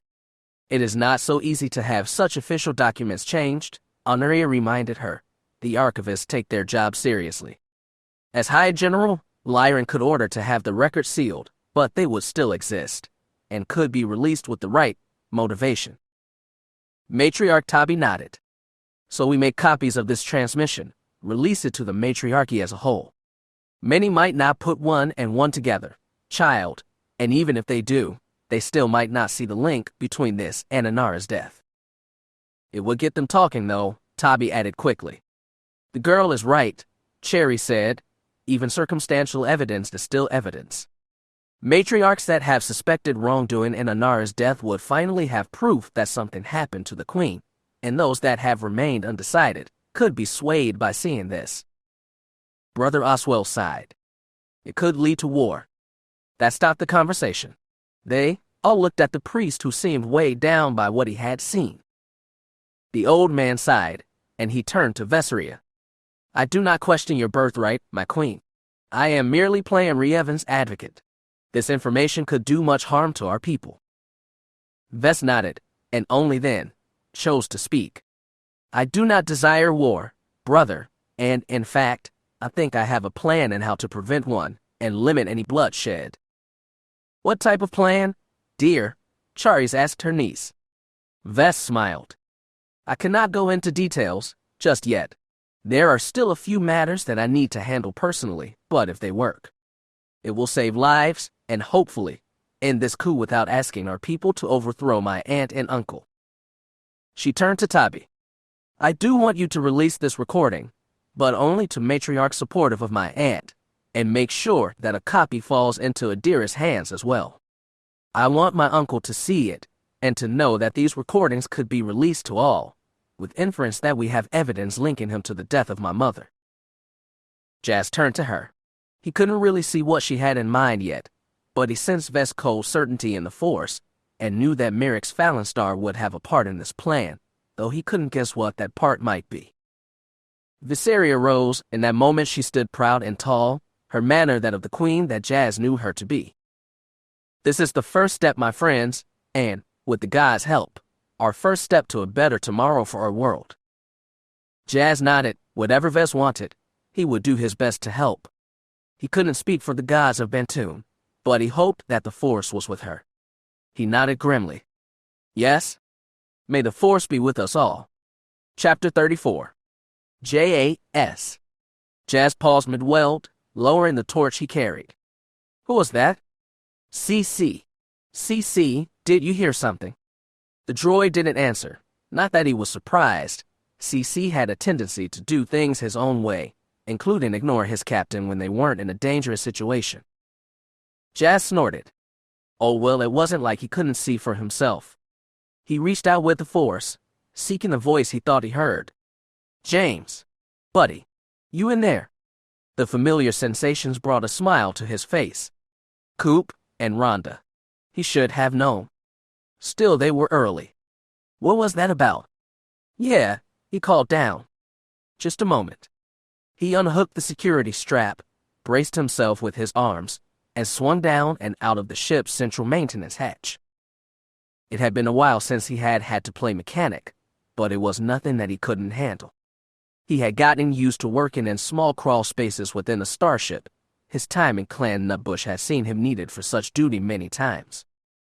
It had been a while, but some things came back to you when you needed them. He could have let one of the techs at the space dock look at it, but chose not to. He was a bit protective of his ship. The Nightfire's computer system had been reporting an error, a power drain in his aft shields. He had isolated the problem, but it would take some time to fix. No matter, he realized, he didn't expect for the fire to be seeing any action in the immediate future. Himself, however, that was likely a different story. The force was swirling chaotically around those he cared about. It was time to be cautious. He emerged from the ship to find Co-op and Rhonda waiting for him. He had not expected his friends to show up for another week, but matters within an organization such as theirs could be fluid at times. A man in Co-op's position needed to be adaptable. It was the best way to not only prosper, but stay alive. Coop was adept at both. You're early, Jas said, wiping grease on his pant legs. Coop shrugged dismissively. Couple clients had issues I needed to handle personally, between that and your little lady's requests. I thought it might be a good idea to get here as soon as possible. Rhonda smiled. Coop's wife looked more than pleased. A sense of happiness radiated out through the force. Plus, there is someone we thought you might want to meet. She gestured, and a pink and white nanny droid rolled up on a single wheel in his padded arms. Jas smiled. He reached out with the force, feeling the new life before him. It was a wondrous thing to behold. He walked over and peered down at the bundle wrapped in a blue blanket. Rand's smile widened. Jas, she said warmly, meet Jas Dar. He chuckled. At long last the name was no longer an alias for himself. Coop's son, Jas Dar Cooper, was here. The baby looked at him, gazing up with cool, serious eyes. Despite the cherub-like features, Jas got the feeling he was being evaluated. Interesting. Hello there, he said. Jas Dar burbled softly, but did nothing more than continue to hold Jas' gaze. The baby's features favored Rhonda, but Jas could still see Co-op's contribution as well. Jas Dar had his father's nose, and would likely grow into his strong chin as he aged. He smirked. So serious for such a little one. Coop came to his side, a look of pride on his face. He is a bit of a frowner, but I think we will keep him. Jas Dar made no noise. The baby simply stared up at his father, and the man who was the closest thing to an uncle. Jas was pleased. It was good to see that Co-op had a start on a true family. It would be good for both him and Rhonda. He was happy for them both. I'm glad things are working out, he said with a light laugh. It took a lot of time, but it seems the force has finally favored you. You're lucky. Rhonda gave him a knowing smile. Well, she said, this is different. Jas blinked. What is? I don't think I've ever seen you smile this much. Jas, it suits you. Yep, Co-op agreed. Old Jas here was the original frowner. That is why we named the boy as such. Jas could have denied it, but his friends were not wrong. After Corellia, after Prin, well, his smiles had become fewer and farther between. I suppose that I have a reason to smile now. Coop gave him a sly look.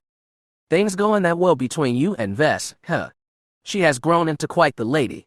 Not surprised she knows a way, or three, to make her man smile. Coop, Rhonda said with a slight glare. His clan brother shrugged. What did I say? Jas isn't denying it. Are you, buddy? Jas chuckled nervously.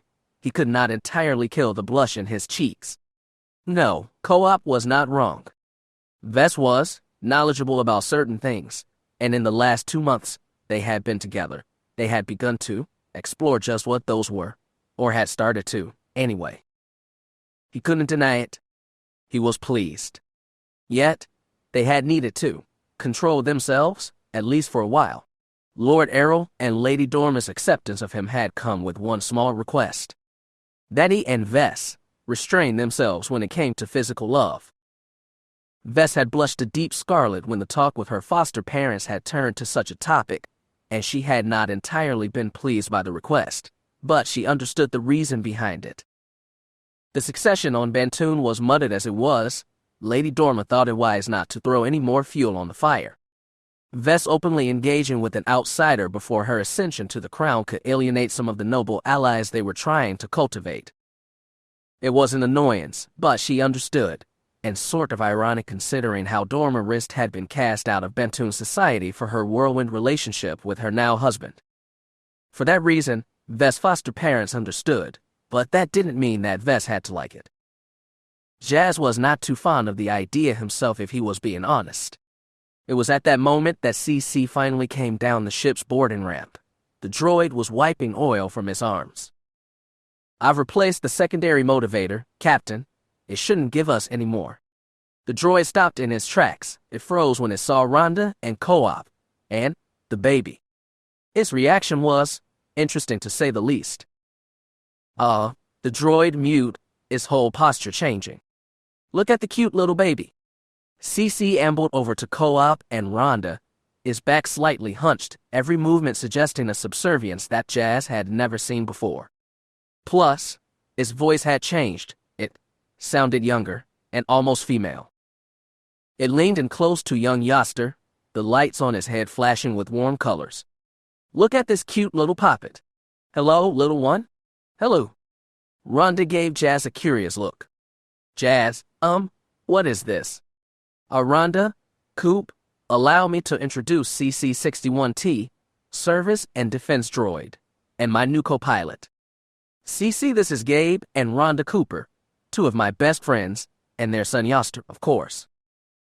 "Of course," CC said warmly. "Can't forget this little bobbin, can we, sweetie?" The baby did something then that surprised Rhonda. He laughed and started waving his arms around, reaching up towards the flashing lights on CC's head. Again, Jas thought.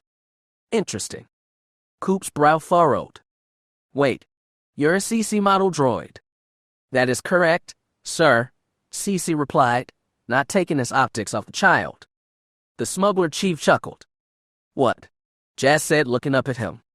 "Nothing, just, I've never seen a CC droid modified like this." Jas blinked. "You've seen this model before?" "Yeah," his friend replied, motioning to the wheeled servant droid behind him. "You are looking at one." Jas blinked as he regarded the nanny droid. He was about to dismiss what his friend said, but yes, he could see it. CC-61T had upgraded itself, added legs, the T-Series astromech head, but the padded arms and chassis were the same. Coop's droid's head resembled that of a human female, large optics, a pouty red painted mouth, but yes, he could see the similarities. He turned to his new co-pilot. "I thought you said you were a service and defense droid." "I am," CC answered, his attention still focused on entertaining the young child. "My primary focus was the care and defense of my first master's progeny. The CC model has a long and successful history in the field of child care." Now, Jas smirked. Looking back, he should have realized what his new co-pilot's former function was. Upon his introduction to the Riss, CC had been standoffish when it came to Lady Dorma and her husband. Yet, the droid had been respectful, almost fawning over the couple's young children. Even Vess, who was a young woman now, was treated with far more courtesy than her foster parents.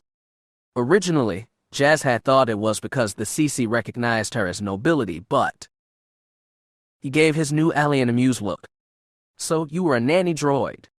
CC turned to him and stood up straighter, his posture suggesting offense. "Nanny is far too small a term to describe my function, Captain," it answered frostily. "I not only tended to needs of my charges, I provided defense, education, and even a means of an escape if the situation called for it. Nannies are females who have far fewer skills or function than I. The droid made a sound like an annoyed sniff. My model was far superior to any mere HMPH nanny. Jas smirked. He would likely need to tease the droid about this later, but for now, he and Co-op had things to discuss. Whatever was going to happen with Ves, he could sense that it would likely happen soon. Jas needed to be ready. They made their way down one of the city's large walkways, surrounded by many people and creatures from other worlds. In the distance, dark clouds were gathering the heat and humidity of the day, building towards the coming rain. They would need to return sooner rather than later. The wise man knew when to get out of the rain. Rhonda had taken Jas Dar back to their dwelling, while CC had chosen to remain with the ship, finishing up the last repairs that it and Jas had started. The Jedi, turned royal consort, glanced over at his clan brother. It had been months since they had had a chance to simply talk, and not worry about some threat hanging over their heads. Though, perhaps that wasn't true either, Jas realized. There was still Ves, and her fight with her aunt and uncle. His clan brother had to know that, but for now, seemed focused on the present, not the fight in the future. Coop smirked. "You seem different, buddy," he said. "Calmer, happier maybe?" Jas shrugged. It has been a while," he replied. "For the first time, in a long time, maybe since Corellia, I feel, well, more." He shook his head. "I don't really know how to describe it." Coop merely nodded. If anyone could guess what he was talking about, understand what he was feeling, it was Co-op. They had known each other a long time. Family knows family. Jas glanced over at his old friend. They had been through much together. Though their lives had moved in different directions, that loyalty remained. Coop had gone from being an ambitious would-be smuggler to a powerful underworld chieftain, and now was a husband and a father. It was the latter fact that Jas was interested in, especially given recent events. He sighed. "I finally spoke with Lady Dorma and Lord Errol," he informed his friend. "I asked for their blessing in courting Ves." A hint of a smile came to his friend's lips. "How did that go?" Jas shrugged. It was interesting, to say the least. He and Ves had stood before the Lord and Lady. They had stood together and stated their intentions. Jas had still felt more than a little unworthy. He still believed that Ves could do far better than him. Yet, he was willing to try, if she was, and they had the support of Val. Neither the Lord nor the Lady seemed surprised by the request. Jas and Ves had spent much time together since his leaving the Jedi Temple. He could sense their concern through the Force. They worried about their foster daughter's future, but were not entirely repelled by the idea. "Ves does need a strong man in her life," Dorma had said, "and, by your actions, Sir Jas, you have earned the right to ask such a boon. Many men would have asked for such a prize in the aftermath of our daughter's rescue." "Ves is no prize," Jas had answered. "This is not about me seeking some reward for saving her." He looked over at the girl. She wore that shy, happy smile that he was coming to know so well, the same smile she had first shown him after their first night together on Bantoon. He could still feel the breeze on his face, smell the scent of the long grass, and the smooth sensation of Ves' bare skin. A good memory, one that he had come to cherish. He hoped the first of many. Those thoughts warmed him. The Lord and the Lady looked at each other. Jas sensed satisfaction through the Force. He was starting to think that Dorma question had been a test, and that he had passed. "And what of you, Starfish?" Lord Errol said to his foster daughter. "Is this what you desire? Do you wish to proceed with this match?" "It is," Ves answered, her voice somewhat far away, dreamy. "I want to be with Jas. I've wanted this for a very long time. Our time on Terrace, just living together, even in hiding, showed me what kind of man he is. He is the one I want."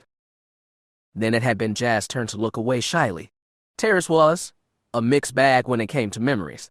He came very close to falling to the dark side there, but Ves was not wrong. Their time hiding together, it had been strangely happy. So the Lord and Lady accepted you. They gave you their blessing. Coop asked. Yes, Jas replied. They even summoned Brother Oswell to bless the relationship in the name of the bond gods. Coop chuckled. My brother the royal suitor, who would have thought? Even Jas laughed at that. The Force did move in strange ways. And what does Val think of all this? Coop asked. You two used to be pretty close. Jas frowned slightly. He was still not ready to tell Co-op about his deal with Val and Vess. It would have seemed strange. In truth, it still seemed strange to him. Val had offered her endorsement of his and Vess' relationship when Dorma had asked for her opinion, but the role that Val now played as Jas' first companion was not discussed. Perhaps it was not a matter brought up in polite conversation. It was Val that first pushed for this arrangement. Her programming doesn't allow her to marry. Her first loyalty and duty is to her charge. She wished to see Vess happy, and came to think that I could do that, and that Vess could make me happy in turn. Since that meeting, we have gone out together, dinners, and I've stood at her side at political things. Vess has introduced me as her advisor and consort, and the beings she deals with seem to accept me. I've sensed no embarrassment in Vess at these meetings. She wants others to know that we are together. As for Val, she has come to see me as an extra line of defense for her charge, and knows that I will do whatever it takes to keep her safe. But above all else, Vess is happy.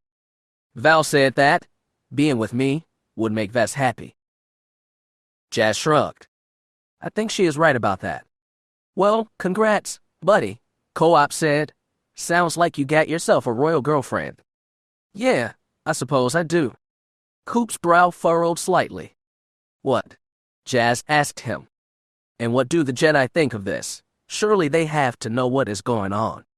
That, Jas said with a sigh, is a good question. I haven't been hiding, and I'm sure someone in the Order has noticed that I'm here, and that I'm staying with Vess at the Republica, but so far, nothing. That last part surprised him. As a mere acolyte, he had greater freedom than most associated with the Order, but still, given the Council's views on attachment. He was surprised that no one had approached, questioned him about what was going on. The two men continued down the walkway, saying little, yet Jas got a feeling that something was eating at Co-op. He could feel his sense of curiosity through the Force. What is it? He asked his friend.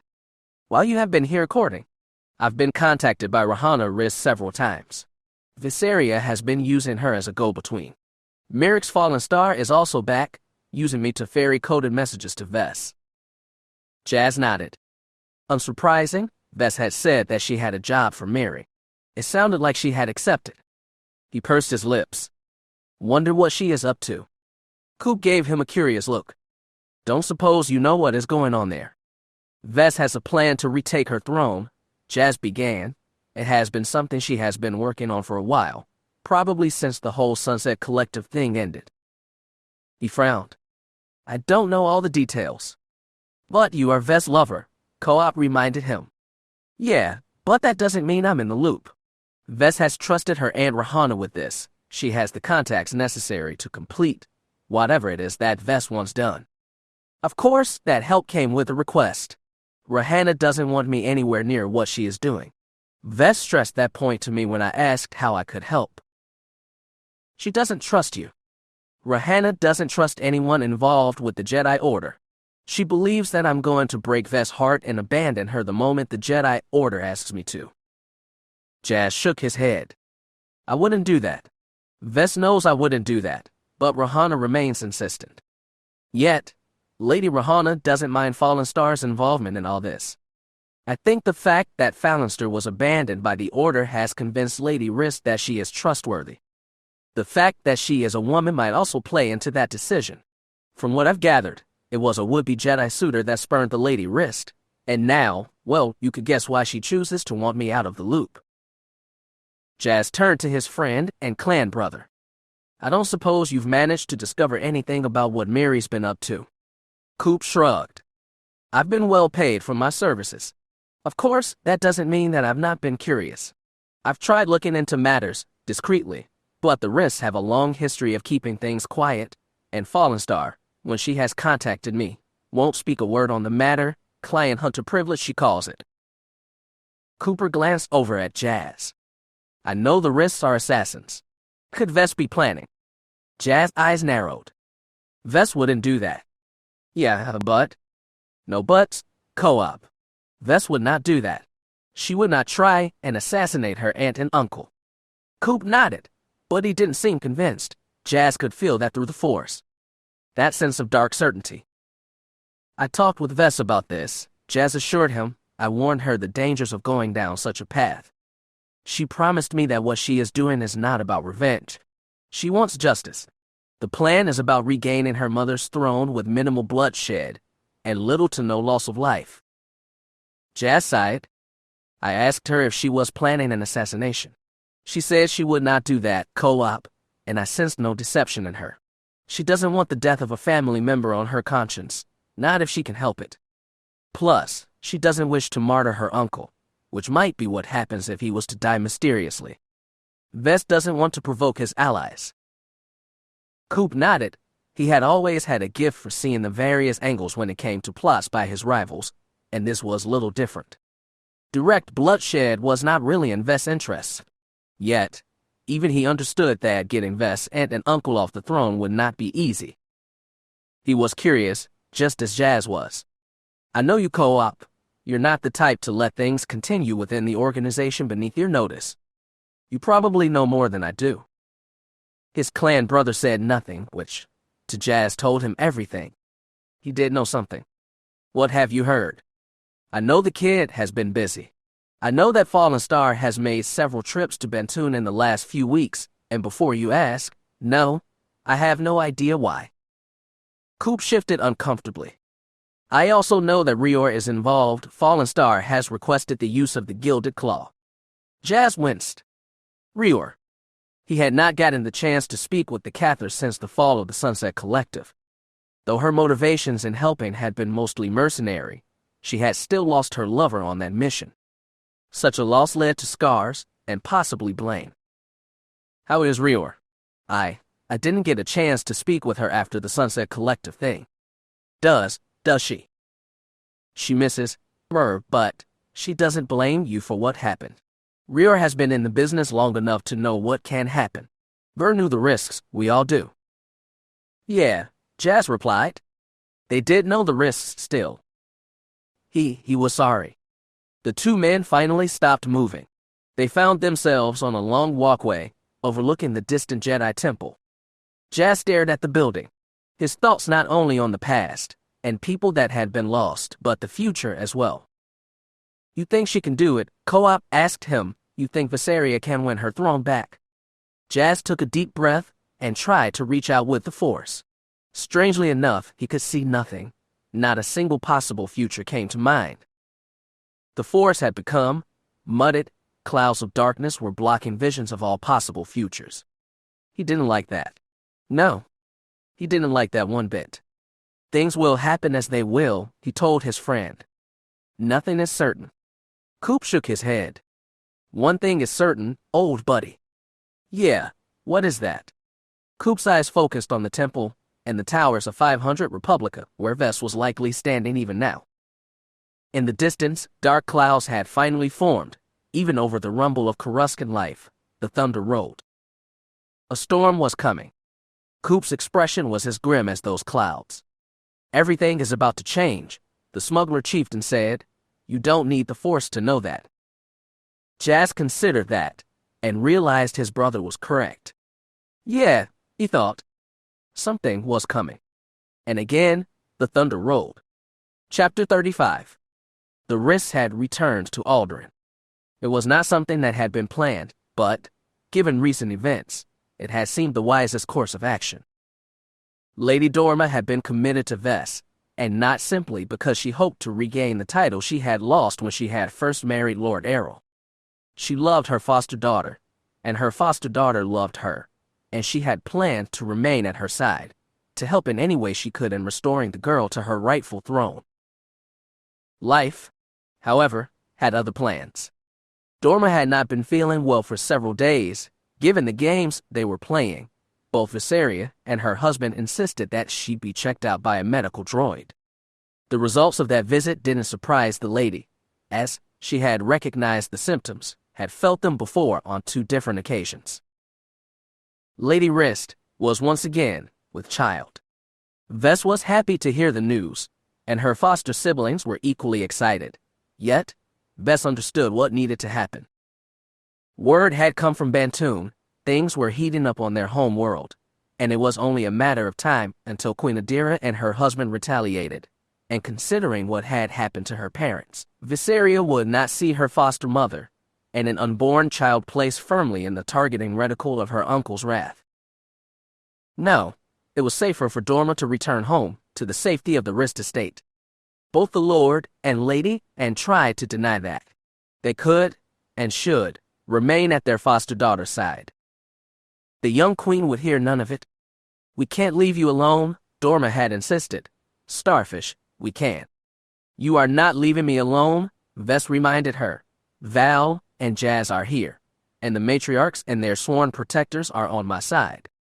Besides," Ves gave her a confident smile, "it is not like I'm completely helpless. I know how to fight, and when to run if I have to. You must go, take care of yourself, and my little brother or sister. Trust me. I'll be all right." Neither Lord Errol nor his wife liked the idea, but his lordship was no fool. He understood the game they were playing, and Coruscant, despite being far from Bantoon, was nowhere near as secure as the Rist compound. So the Lord and Lady took their young children and departed, with Ves' assurance that she would keep them appraised of what was going on. They left, but assigned 5 of their bodyguards to see to their foster daughter's safety.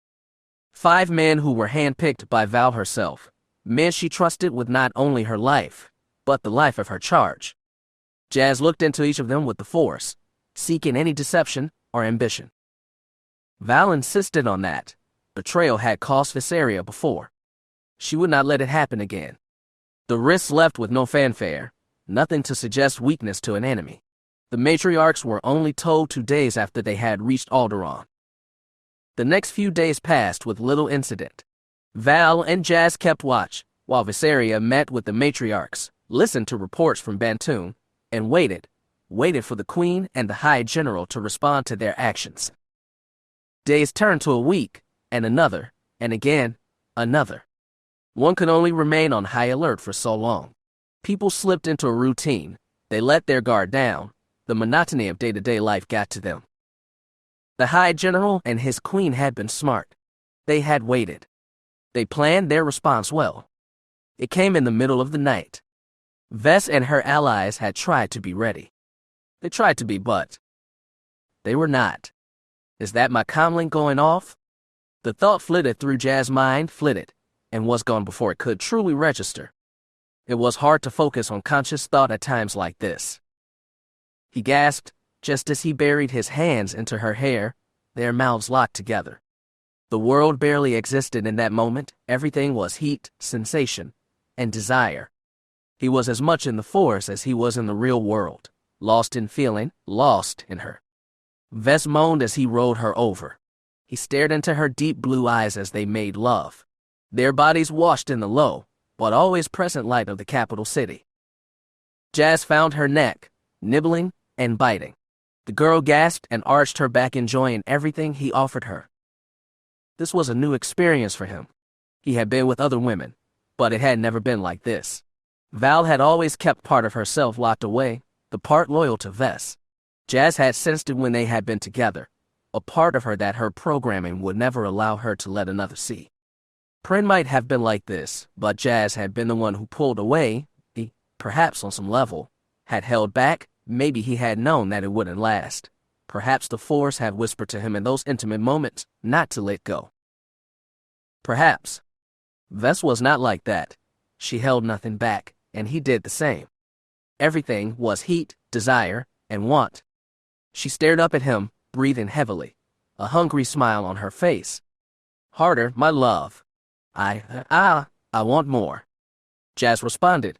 He let himself get lost in her. Ves, she wanted it. All he was, and offered all she was in return. It was wonderful, glorious. Finally, they reached it, that sweet plateau. They cried out in unison, finding what they had sought. Panting, Jas rolled on his side, letting the force roll over him, enjoying the link of intimacy that they shared. He and the woman he had chosen to be with. Despite the room's temperature control, they were both sweating. The air would soon grow cold, but that was fine. He would keep her warm. He sighed. It was over so quickly, but remained strong within him even now. Desire. Heat. Attachment. He smiled. Beautiful. She lay so close, a contented smile on her face. She reached out and took his hand, gently squeezing it. God save me, she purred. I needed that. He slid over, letting her rest her head on his chest. She snuggled closer as he stared up at the ceiling, enjoying this moment, and the contented thrum through the force.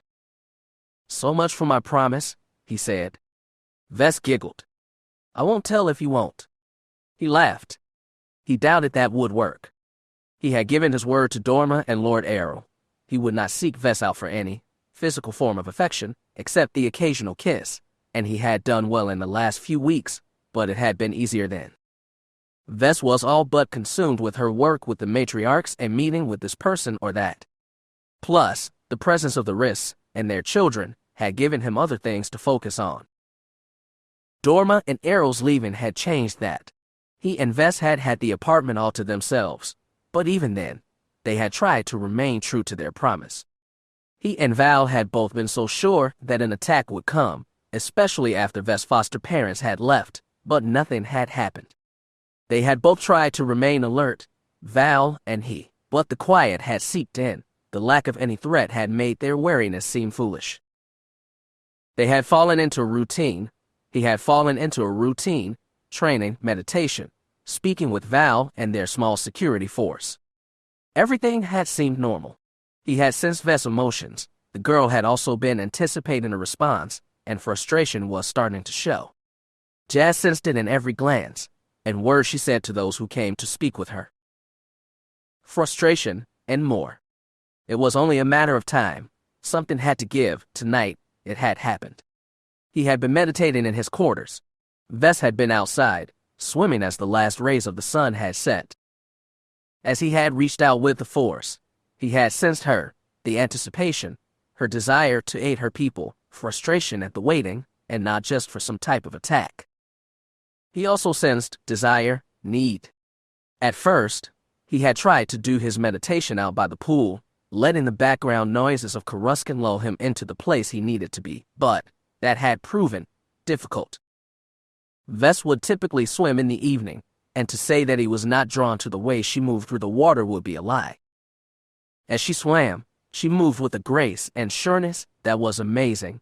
It was as if she had been born in the water, and returning to it was as natural as breathing the air. Plus, the tiny swimsuit she wore left little to the imagination. Even with his training, his eyes were drawn to her, that toned, firm form. Finally, he had decided it was best to stay in his chambers when he meditated, for the sake of the promise he had made. It had been smart. Yet, now, she had finished her swim. He had heard her moving around outside his room, going to fresher, getting cleaned up. She was thinking about him. Her emotions were not shielded, not in this. He would be lying if he said he felt nothing, that her desires did not affect him. After that, she had come to him. He had felt her standing there, even with his eyes closed. He felt the fire in her. He opened his eyes, and his breath caught in his throat. She stood before him, her hair still damp from the shower. The tiny two-piece swimsuit left little to the imagination. Any man would have needed to be blind not to stare. Yet, it was through the force that she called to him, not intentionally. Ves was no force sensitive after all, but what she wanted was clear. The look in her eyes, the way she stood, the slight quickening of her breathing. She smiled shyly and turned away, but held out her hand, beckoning him to follow, to join her. He rose then. He would remind her of what had been promised, that they needed to be patient. She had not given him the chance. As soon as their hands touched, she was in his arms, kissing him fiercely. The fires within her spread to him, and soon all thought faded, burned, and washed away on a tide of need. When she did break away, it was only to pull him along towards the master bedroom. She had taken it as her own when her foster parents had left. She was feeling excited, rebellious. The thought of being with him in what had been her parents' room seemed naughty to her, and she wanted it.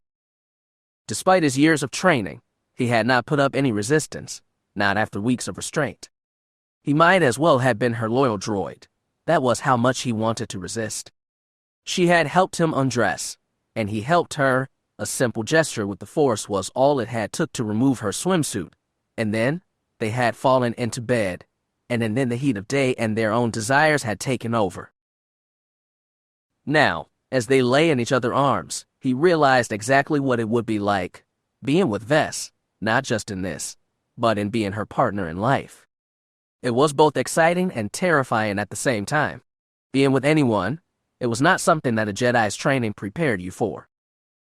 It would be different, Anne. He liked that. The chirp of his commink brought him back from his reflections. Part of him wanted to ignore it, remain where he was, but duty remained, and they were not out of danger, not yet. He shifted slightly, trying to rise, but she stopped him. "Stay," she murmured huskily. "I need to answer the comm," he said. "We could ignore it," she offered, gently kissing down his neck. We're still under threat, remember." She paused and met his eyes. Part of her wanted to remain lost in this moment, to simply wallow in their desires. Yet, she pulled back and nodded. "You're right," she agreed, not entirely without disappointment. Jas decided to compromise. He stayed where he was, but reached out with the Force, pulling the comlink into his waiting hands. "Yeah," he said, activating the device. "I've been trying to reach you," Val said over the link. "I thought we agreed to remain on comms. Where have you been?" Jas blinked. At his side, Ves giggled. She liked the fact that she was able to distract him, that she could pierce his Jedi comm. "I must have turned it off accidentally," he lied. "Sorry about that."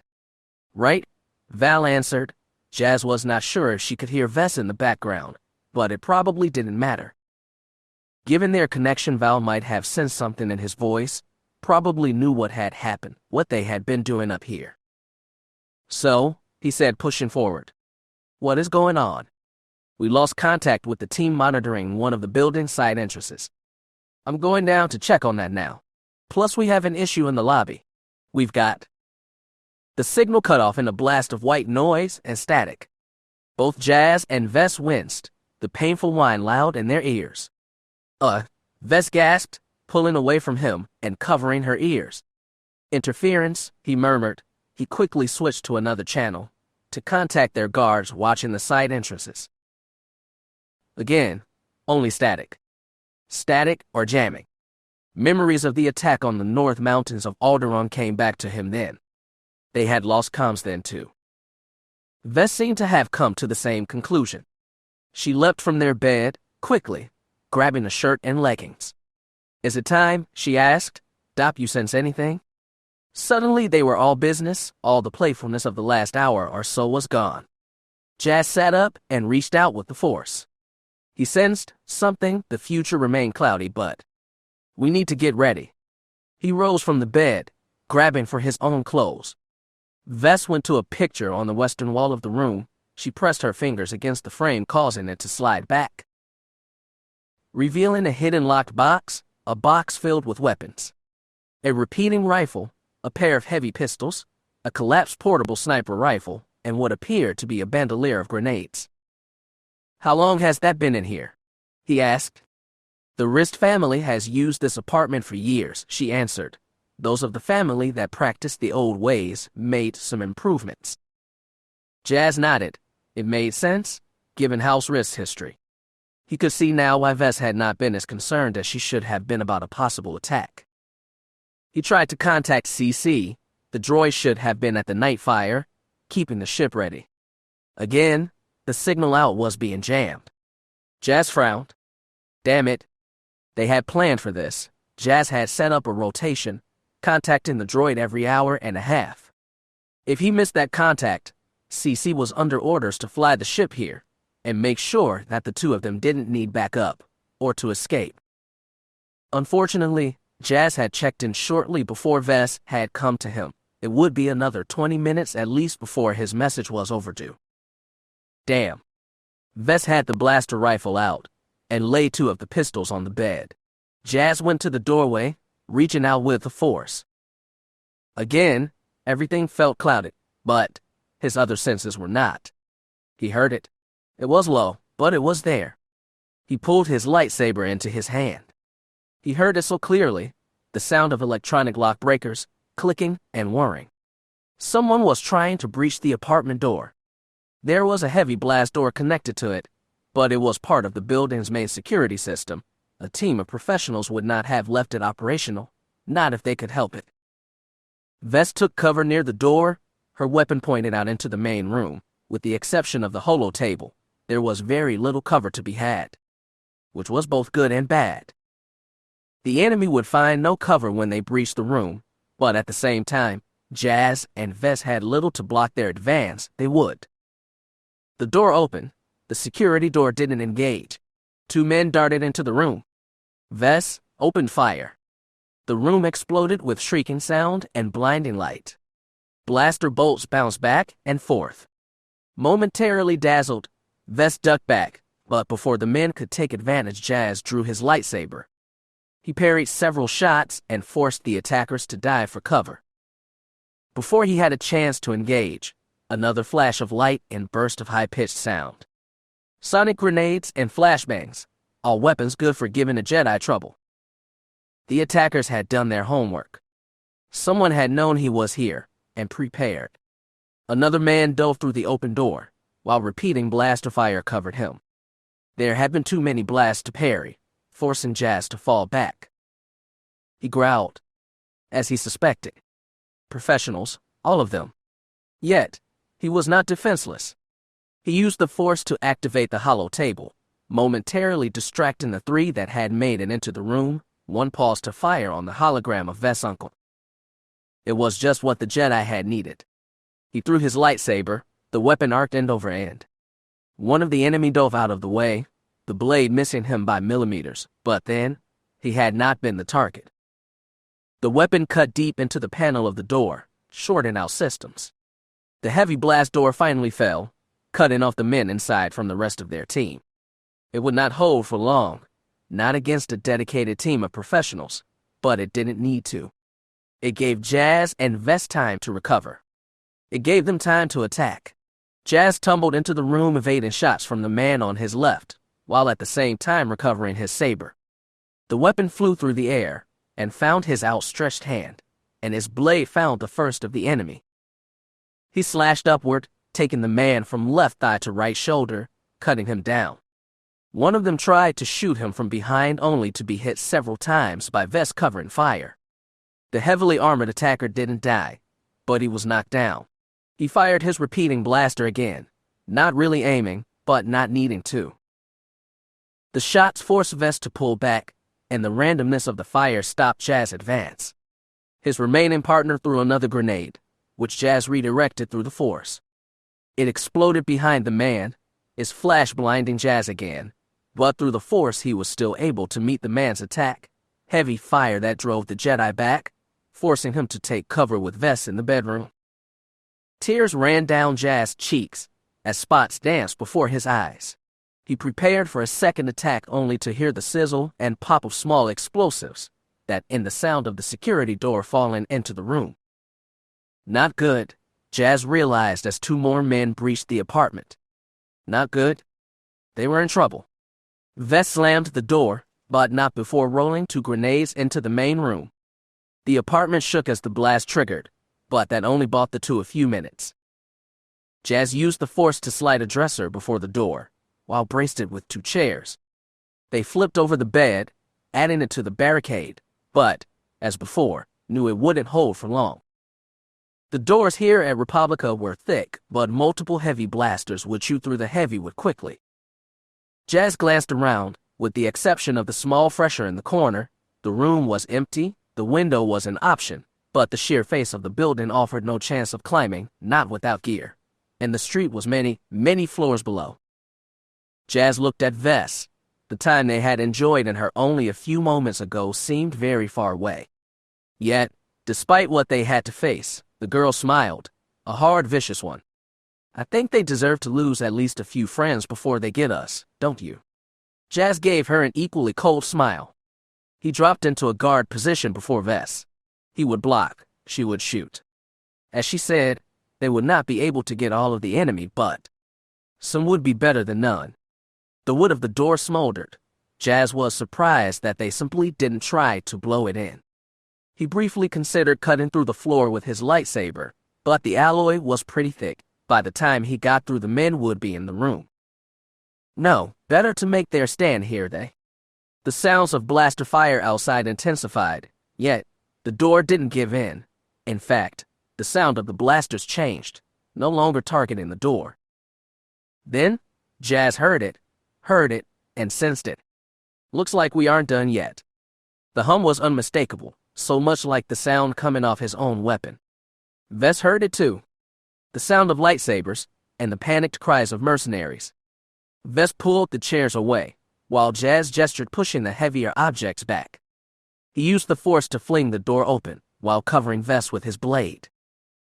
No blast came through, and in the smoke of battle, they could see the familiar glow of two Jedi blades. Blue and green fire cutting through the haze and darkness. One of the mercenaries, this one dressed in the garb of a Republic security soldier, was caught off guard by Jas' sudden appearance. He raised his blaster only to be cut down in a flash of violet fire. Another, clad in heavy armor, was blasted by Vess' rifle. He stumbled and tried to run, only to be lifted up by the force and slammed headfirst into ceiling. The man fell to the ground, his head wobbling at a strange angle. It was with that act that the battle was over. Blaster fire ceased, leaving only the sound of lightsabers and the slight shifting of rubble. As the smoke cleared, Jas got a look at their savior. He was doubly surprised, to say the least. Master Celia, he said with a slight nod. Welcome to 500 Republica. The Bothan Jedi with the cream-colored fur gave him a wide, toothy grin. Not exactly how I expected a meeting with Viseria. I still owe to go, Acolyte, she answered, her gaze taking in the destruction that had been wrought. Nasty business, this, she said with a nod, and turned to Jas and Vess, both of whom were now lowering their weapons. Are you both okay? Jas nodded, as did Vess, as she took in the destruction around them. 8 dead men littered the ruined apartment, 4 in heavy armor, the others in the uniform of Republic security. Vess shivered. Is this all of them? She asked. Is it over? Celia nodded. Vilek is dealing with the rear guard, the Jedi counselor assured them. He, the Valentine woman, and the hunter Mirax Fallenstar are with him. We should hear from them soon. Jas blinked. Miri. She was here. The Bothan's smile widened, perhaps sensing his surprise. Her presence shocked us too. It caused a bit of a stir in the lobby. It was at that moment that Jas realized who the second Jedi was. He had been too focused on the battle and hadn't realized until that moment. He managed a polite smile. Hello, brother. I suppose that thanks are in order. Jas Dar Bynn stepped through the wreckage, his green blade vanishing back into his hilt. The look on his face said all Jas needed to know. Jas' twin nodded and bowed slightly. Hello, Jas, he said. We need to talk. Chapter 36. Your brother says that we shouldn't trust you. Jas gave the Bothan an arch look. It was a bit surprising that she would openly admit such a statement, but maybe it should not have been, considering who he was speaking to. Celia was not the type to talk around an issue. Her bluntness had gotten her into trouble more than once as both a youngling and as a Jedi Knight, or so the tales told about her had said. Really, he replied, and what else did my dear brother have to say? The Bothan's cream-colored fur rippled. The single golden ring around her left eye shimmered in the neon lights of the capital city. He believes that you have allowed your attachment to blind you to the truth of the matter regarding the Bantoon succession. That you would deny the greater good, and, as a result, bring harm and shame to the Republic. The Bothan paused mid-step. She turned to him, meeting his even gaze with one of her own. Do you agree with this statement, or is your brother mistaken? Jas frowned slightly. He considered what was asked, and was not quick in answering. Though far from a criminal charge, Sai's statement was one way of looking at the Bantoon situation, he supposed, and Jas realized that he should at least consider what was being said. He could not deny his attachments, and would not do it. Were they harmful, though? That was the true question. The Jedi arrival had not been a matter of coincidence. Master Trace had been coming to speak with Ves, on the Council's request. Vilek had been asked to come along, considering his history with her, to show her a friendly face. Sai had invited himself, given his involvement in the matter. Jas would have rather not seen him tag along, but Master Trace had allowed it. He wondered if she understood just how much bad feelings remained between Ves, Val, and Sai. Sai blamed them for the destruction of the righteous. He still saw Jas as the one most responsible, claiming that Targo wouldn't have gotten involved had his former clanmate not been there. The three Jedi had entered the lobby of 500 Republica just as Mirax Fallenstar had. The bounty hunter had just arrived, bringing information for Ves. Sai had not been happy to see her, given what had happened on Alderaan, resulting in the scene that had distracted Val, causing her to call him while he and Ves had been alone. Good fortune that, or just the Force taking a hand in protecting Ves. A hand that Jas was grateful for, if any on the Council would see it that way. He could not be sure. Jas shook his head. Sai still thought him unworthy of trust, an enemy of the Order. He turned to look over the city. When Master Trace asked to speak with him alone, he had let her take the lead. She had led him out onto one of the many terraces that dotted the surface of 500 Republica, this one only 2 floors above where the recent battle had been waged. If Jas looked down and to the left her could see the Rist apartment, and the smoke still drifting from the open doors. 2 of the mercenaries had managed to fall back when Master Trace and Sai had arrived. They had been heading for the secret exit, but had been cut off. Jas' eyes narrowed. The intruders had had a lot of good info, not only about the Rist apartment but the building as well. The attack itself had been carried out by 2 full assault teams, 24 troopers in all. While one squad had attacked the apartment, a second had been lying in wait in case he and Ves had managed to make it down to the lower exits. Again, the amount of information they had possessed had proved this was no mere lark. This attack had been well funded and well planned, much like the attack on the North Mountains of Alderaan had been. Jas looked at the Jedi Master. The Bothan's question remained unanswered. She awaited his answer. He did his best to try. My brother is entitled to his opinions.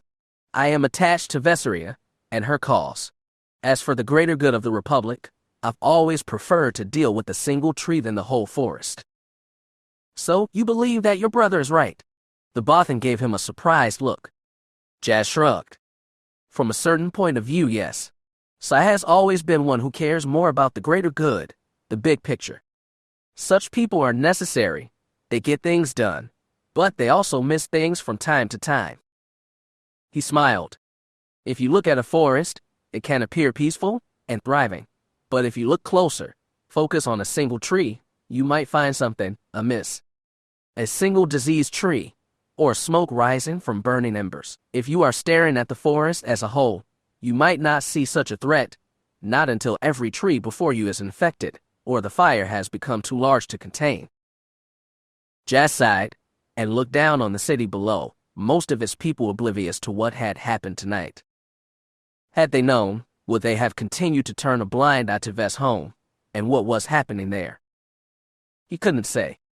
He hoped that they wouldn't. Master Trace gave him a curious look. His answer surprised her, he supposed.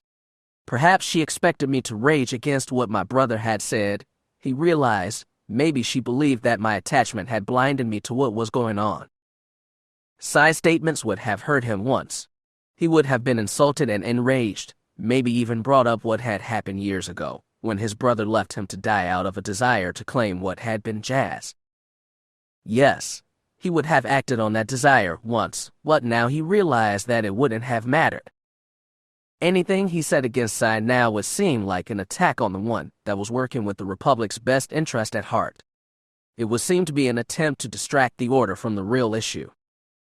Which was, perhaps, what his brother had wanted all along, to deny Jas any chance to bring his twin to justice.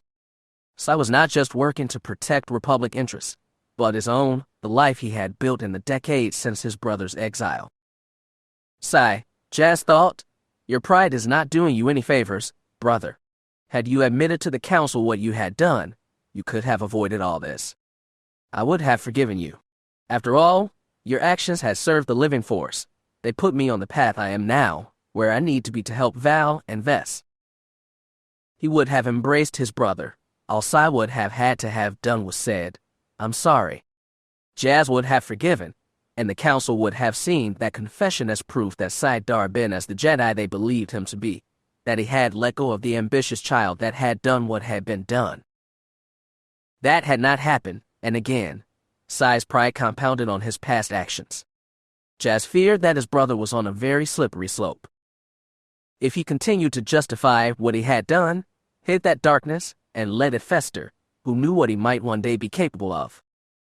Who or what else would he sacrifice for his own pride and his perception of the greater good? Then you are not afraid that your actions are hurting Republic interests. Trace asked him that you are hurting the galaxy by focusing on one single issue. The Bothans first shifted again, a sign of curiosity. Do you not consider yourself loyal to the Republic, the source of peace in the galaxy? I am loyal, he replied, again sensing that Master Trace was trying to get him to lose control, for what reason he couldn't say. Regardless, he would not do it. His passions were now for Vesseria and Val when she needed him. He would not be baited. My loyalty is to the people of the galaxy, all the innocent lives that need my help. The will of governments can be twisted, manipulated to serve greed and fear. What is the Republic, Master Trace, if not his people, the people that the senators and other officials claim to serve? Jas sighed and stood taller in the Master's presence. With so many voices struggling to be heard, I will do my part to make sure that they are not drowned out by the desires of those in power. I do serve the Republic that should be. Perhaps I'm being naive, but I would rather try to bring about the galaxy that should be than accept that all I can do is cater to those who would let innocence suffer. The Bothan said nothing for a moment. She merely looked at him. He felt her reaching out for the Force, seeking some deception perhaps, or a justification that she could use to oppose his view. Finally, Trace Elia smiled.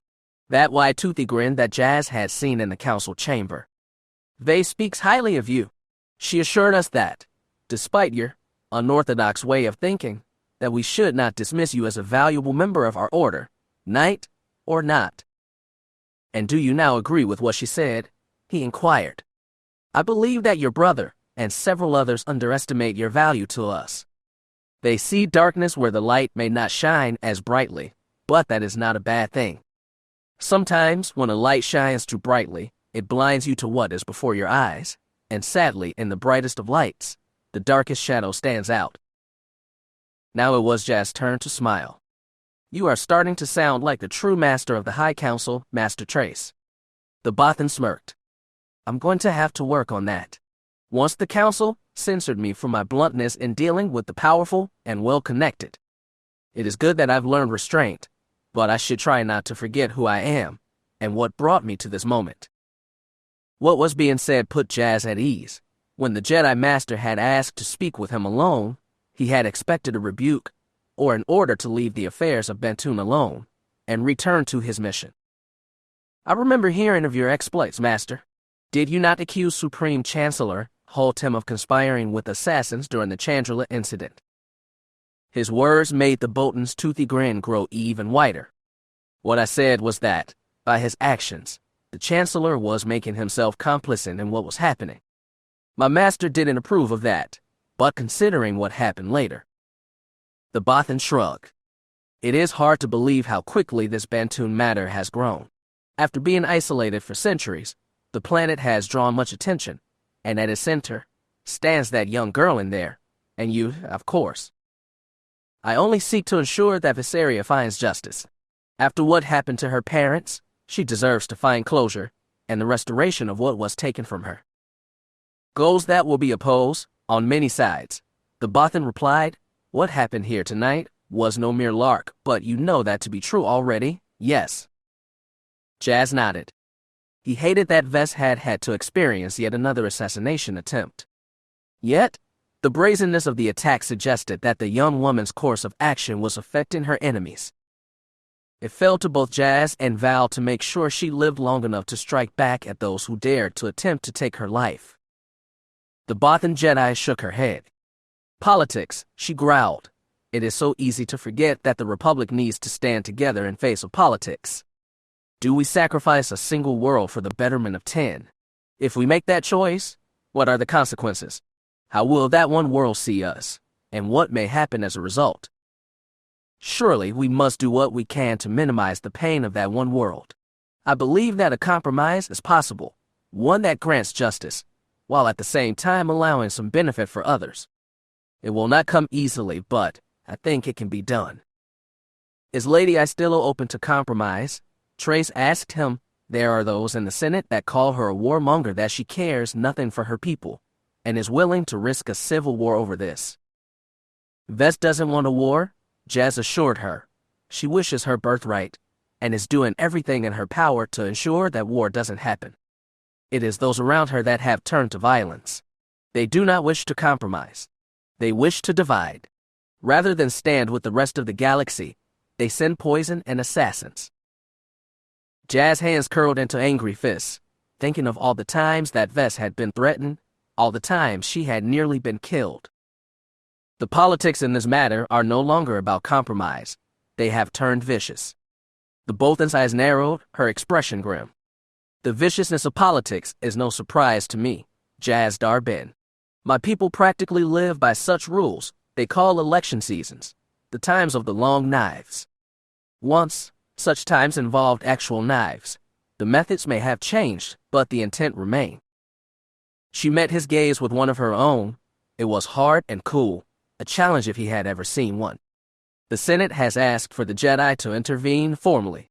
I would remind the leaders of Bantoon and the mining guild that we are all in this together. The Republic is stronger together.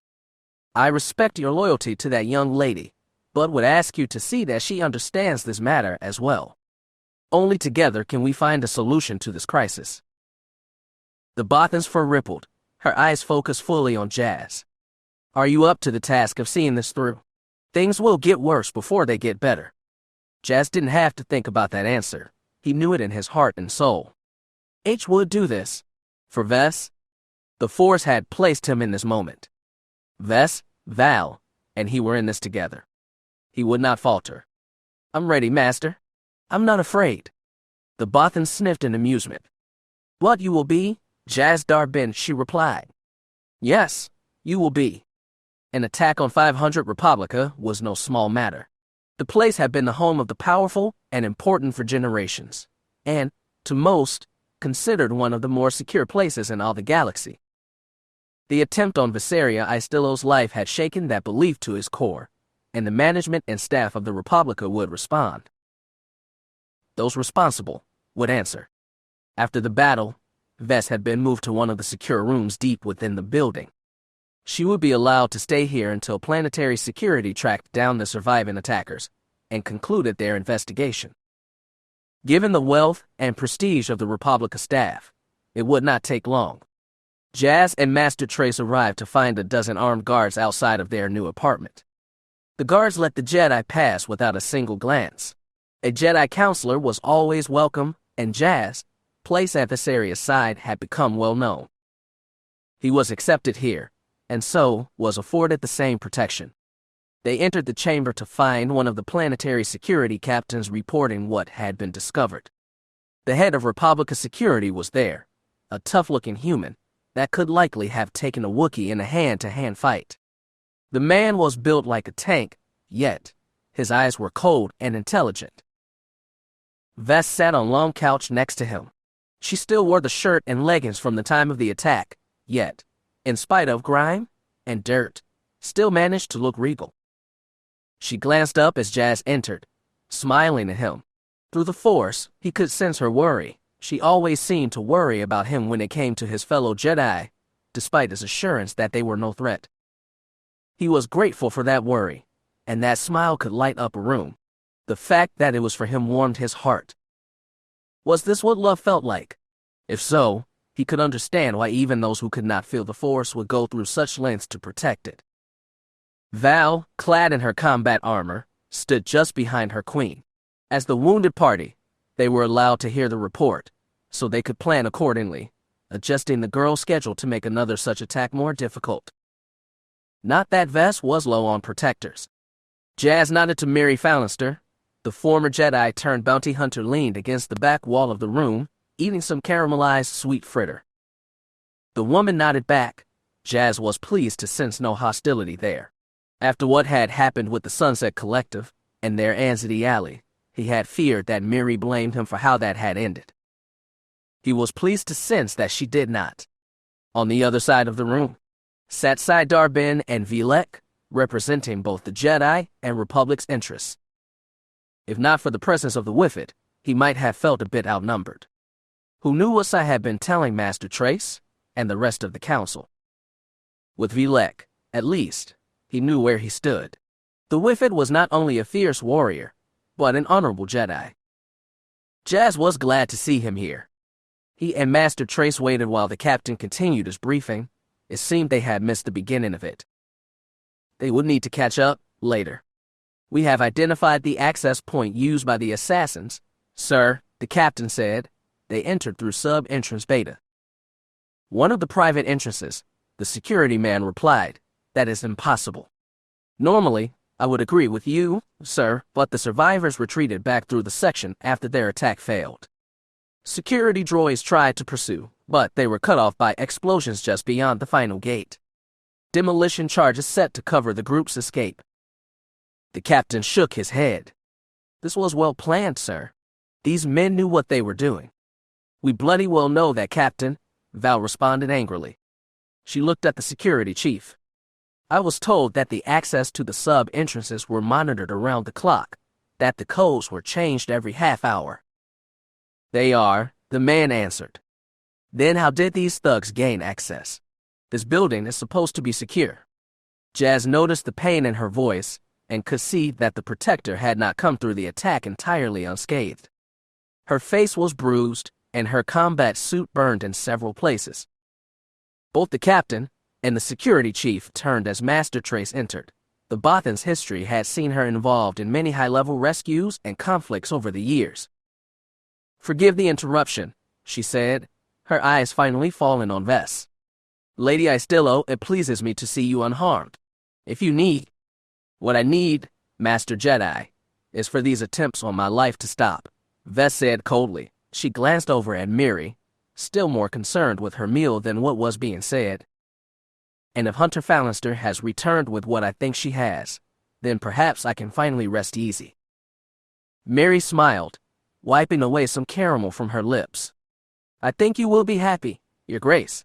Things are moving in the direction you wanted. Master Trace looked at Jas, who could only shrug. He knew some of what his lover was doing, but not all. Vess was keeping her plans very secretive. Even he and Val didn't know everything she was doing. It was troubling, but Jas gave her the benefit of the doubt. Not all in the room shared his confidence. James' brother, for example. Jas Dar Bynn shook his head. We must be told what is going on, Lady Istillo. We insist. The Jedi are guardians of the peace. We need to. Vess glared at him, a withering look that stopped Sai mid-sentence. The last time I trusted the Jedi completely, I was kidnapped from my home, placed in stasis, and nearly killed. You will forgive me if I'm a bit more careful this time. That was not the Order, or the Republic's fault, he replied. I need not remind you that you were taken by an enemy of my dear brother, the one you chose to trust over those who have the galaxy's best interest at heart. Jas' eyes narrowed. What? Did Sai truly believe that? Targo Say had come to Alderaan on his ship. How dare he? We are not here to discuss past mistakes, or cast blame, Master Trace said, stopping any argument before they could begin. We came here to discuss important political matters with you, Lady Istillo. The Force aided us in being able to help you with your attackers, but the matters at hand still must be discussed. In private, if you would be so kind. Jas drifted over to Vess's side. He stood behind her chair, with Val, his hand finding her shoulder, giving it a reassuring squeeze. She looked up at him, the question in her eyes clear. Could she trust the Bothan, or was speaking with her privately a bad idea? Jas gave her the barest of nods. Master Trace was not his brother. She would listen to Vesseria, and speak plainly, at least. That was the impression that he got from her.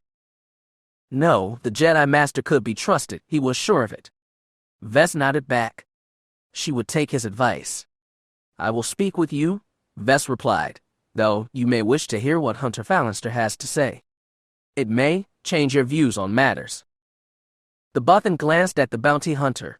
Miri looked back and shrugged, still appearing to be more interested in her snack than the conversation. I would advise against this, Master Trace, Sai said. Whatever this rogue is up to, it likely has no bearing on what needs to be done. Mirax Fallenstar looked at him then, giving him her sweetest smile. You seem a little grumpy, Jas Dar Bynn. She held up what she was eating. Would you like a piece of my fritter? I always feel better after having ate something. Sai glared at her. It was clear that he had no interest in anything she had to offer. He had made up his mind about her, and nothing would change it. Master Trace was not so set in her ways. I will hear what Hunter Fallenstar has to say, Lady Istillo, the Bothan said, with a slight bow, though we should converse privately, as I suggested. Ves nodded. Agreed. Val, would you see the others out? I will speak with the Jedi alone. Yes, my queen, the Protector answered. If you will all follow me, gentles. We shall let those of higher rank discuss matters. Jas aided Val and gently herding the others out of the room. Sai resisted, at first, wanting to be in on whatever Ves and Master Trace had to say. Vilek placed a large hand on his shoulder, guiding him out with the others. That left Ves, Miri, and Master Trace. Jas was still not sure what information the bounty hunter had brought, but Ves seemed to think it important. Vesseria looked up at him as the door closed, the warmth in her eyes bringing a smile to his face. As the door closed, she mouthed 3 words to him, 3 words that he was grateful to hear. I love you. Jas nodded. He knew how she felt.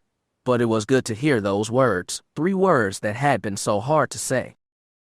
He could say them now without hesitation or fear. I love you. Whatever was to come, he was not worried. He and Ves, whatever they would need to face, they could do it. Together. Chapter 37. Members of the Jedi Order, fellow delegates of the Afon system, members of the diplomatic corps, and honored guests. Senator Albin Ross smiled. I welcome you one and all to the Amaud system, and to Camp Nest on this glorious day, the first day, on the path to peace. The chamber filled with polite applause, the applause of seasoned politicians. Beings that knew that what the senator said would not be as easy as he had hoped, at least, the wise ones did. Jas joined in, but in his heart remained skeptical. What he was sensing in that moment did little to put him at ease. The people here masked it well, but their own ambitions were on display. Peace for them was important, but not for the welfare of the people of Bantoon. No, most of the people that had gathered here had their own agendas. Whether these agendas would serve Ves or hinder her remained to be seen. Whatever happened, they all needed to remain on guard. What was coming would not be easy.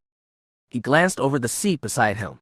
Ves, now clad in a beautiful blue gown, with her silver circlet atop her head, appeared both calm and collective through the force. He knew she was anything but.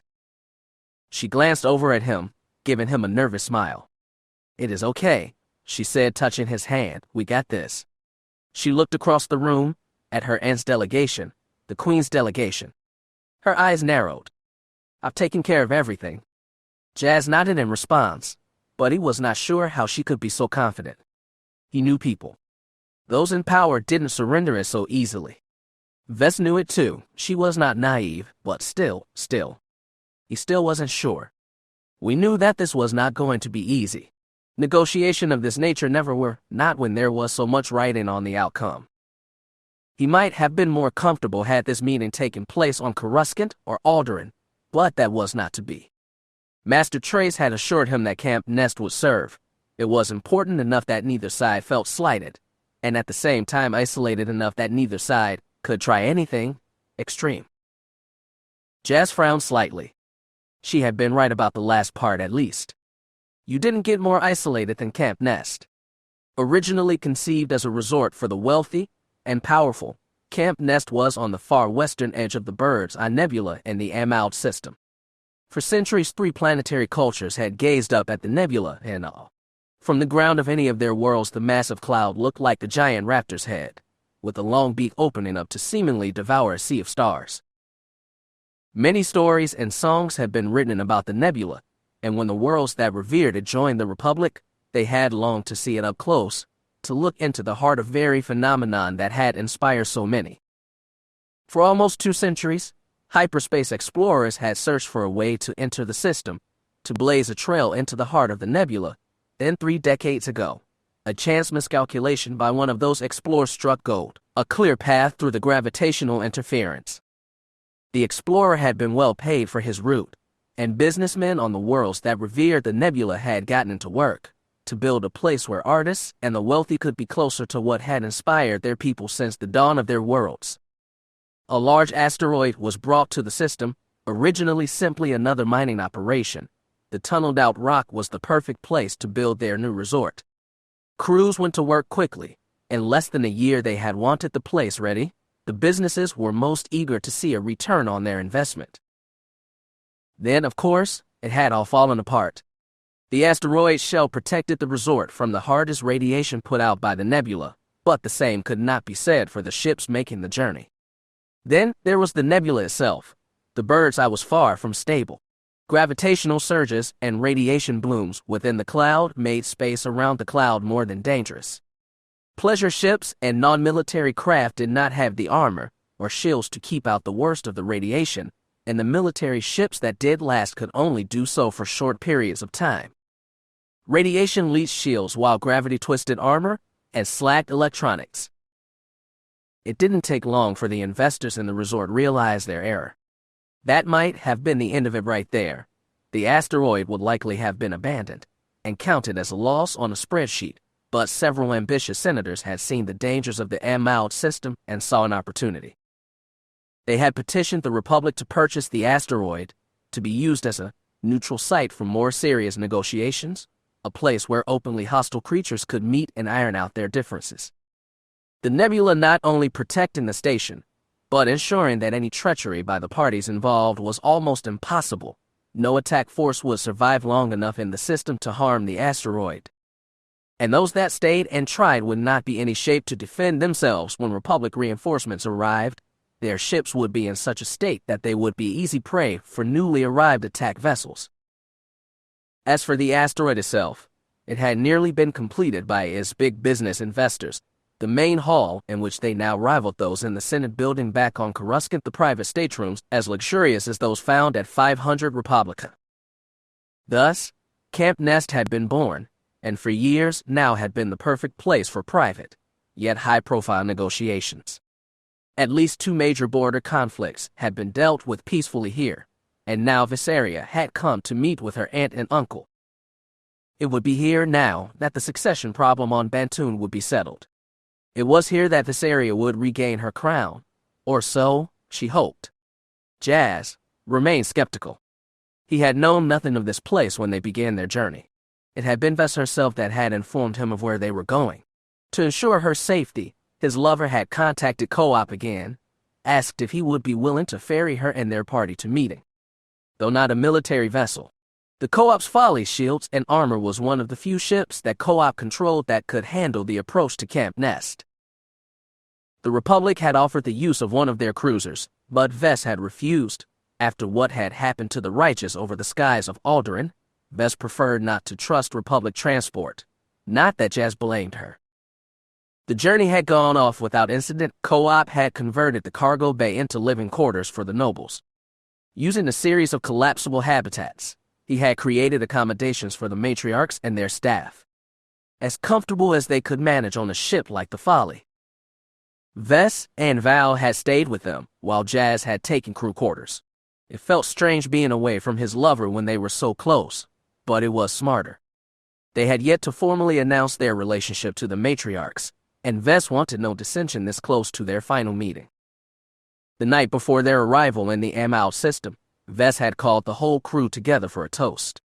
She had insisted that everyone aboard the Folly should be there, saying the toast was a form of blessing, a Bantoon tradition. They had all drank from the same bottle that night, Val having chosen a drink that even the non-human members of the crew could enjoy. She had been insistent on that part, that everyone attend and share in the ceremony. Once it was done, Vess had seemed more relaxed, more confident. Jas could not say why. Both Viseria and Val seemed to think the matter was settled, that Vess would regain her crown after these negotiations. Jas wasn't so sure. High General Lyran had come too far to just give up now. Jas expected some form of treachery from the man. Vess had tried to assure him that he need not worry. She was ready for her uncle this time. Yet, Jas remained unconvinced, even more so since the start of the opening ceremonies. It was not that he doubted Vess' cause, but when he looked across the main meeting hall it was hard not to be pessimistic. Viseria's side consisted of herself, Jas, the 4 matriarchs, and Brother Oswell. Val and her sworn protectors were there, as well, but even they looked outmatched. Tracelia and Vilek were here for the Jedi Order. They stood close to Senator Ross. They were supposed to be impartial and support the rule of law, but again, he could not be sure how much help they could be in keeping things fair for both parties. On the opposite side sat Queen Adira II's negotiators and entourage, 8 matriarchs and their protectors, along with their spouses and their bodyguards. Among them sat the Lady Janice, the director of the Sworn Protector Program. Jas remembered the woman from their brief encounter on Alderaan. As the head of the program, the Sworn Protectors looked at the old bond with almost as much reverence as they did for the Sworn Masters and Mistresses. Jas didn't like the fact that she was sitting among the royal delegation, and he really didn't like that most of the matriarchs and their spouses all wore mining guild pins or sashes. It was clear which side the guild came down on during these talks. Not that he should have been surprised. The mining guild had supported Adira and her High General from the very beginning. He glanced up at the balcony above them again, seeing few friends. The honored guests that the senator had referred to were mostly wealthy beings from throughout the Republic, beings who had a stake in things staying as they were. Among them sat his twin brother. Jas Dar Bynn had accompanied the Jedi, but given what had happened on Alderaan, was not officially part of the Jedi negotiation team. Miri was here somewhere too, Jas knew. She had come with them aboard the Folly, but disappeared shortly before the opening ceremony. Her absence didn't surprise him, not given her history with Republic higher-ups. 2 people who were conspicuous by their absence was Vess, aunt and uncle. Neither Queen Adira II or her husband High General Lyran entered along with their entourage. That fact had not been lost on Vess, and it made her uneasy. Vess had said several times over the past few weeks that she would not negotiate with sycophants. If her aunt wanted this matter settled, both she and her husband needed to meet with her face to face. Vess would accept no other outcome. As the opening ceremony ended, the 2 delegations filed into a hall off the main one. Here trays of food and drink had been set up, giving the 2 groups a chance to mingle. Jas walked with Vess on his arm, Val trailing a respectful distance behind. Again, Vess glanced around the room, a slight frown on her face. "They are not here," she said under her breath. Jas nodded. He didn't need to ask who she meant. Adira's staff and negotiators were here, but there was no sign of the Queen and her husband. So far, they remained absent. That seemed to bother Vess more, and Jas didn't blame her. How could they negotiate if the Queen wasn't there? Yet, maybe that was the whole point. He reached out with the Force, trying to sense danger, treachery on the part of Adira and her husband. He sensed no mortal danger, only the sense of menace that came with any life or death meeting. Adira and Lyran knew how important this negotiation was. If they tried to snub the Republic. Yet, if this was some kind of trap, or treachery, why could Jas not sense it? He sensed nothing more dangerous than the intent of the people here. He remained unsure. Not a bad start, pal. Jas turned to see Co-op approaching. His clan brother had elected to stay after the Folly had moved off to a safe distance. He smiled at Jas, and Vess. Well, you two certainly look nice. Jas shrugged. Matriarch Tabi had managed to find some Bantoon dress robes for him. The blue fabric with silver piping complemented Viseria's gown well. The same goes for you, Captain, the girl replied. Co-op had chosen a black suit for this mission, having shaved and pulled his hair back in a ponytail. Gabe Cooper might have been any other businessman attending these talks. Jaz's eyes fell on his clan brother's companion, a very familiar-looking Zeltran male. Everything seems fine, Captain, Kite Tobin reported, glancing up from a small data pad. I'm detecting no signals except for those used for standard communications. Jas looked at Co-op. You had Mr. Tobin slice the comm systems. Yeah, Co-op nodded. He looked at Vess. I noticed your aunt and uncle aren't here, kid. Thought it might be wise to see if security had an update on that. I'm not really in the mood for any surprises on this trip. Vess nodded in agreement. She turned to the young slicer. I would like any updates if you receive them, she requested, given past events. Tobin nodded. Captain Cooper has already cleared that. He promised, I hear anything, you will be among the first to know. Aye. The young man looked up as Val slid closer to them. He looked down, blushing slightly. Oh, hello? Chief Valentine. Hey there, Slick, she replied. Seems like you have settled in nicely in Cooper's service. The Zeltran nodded.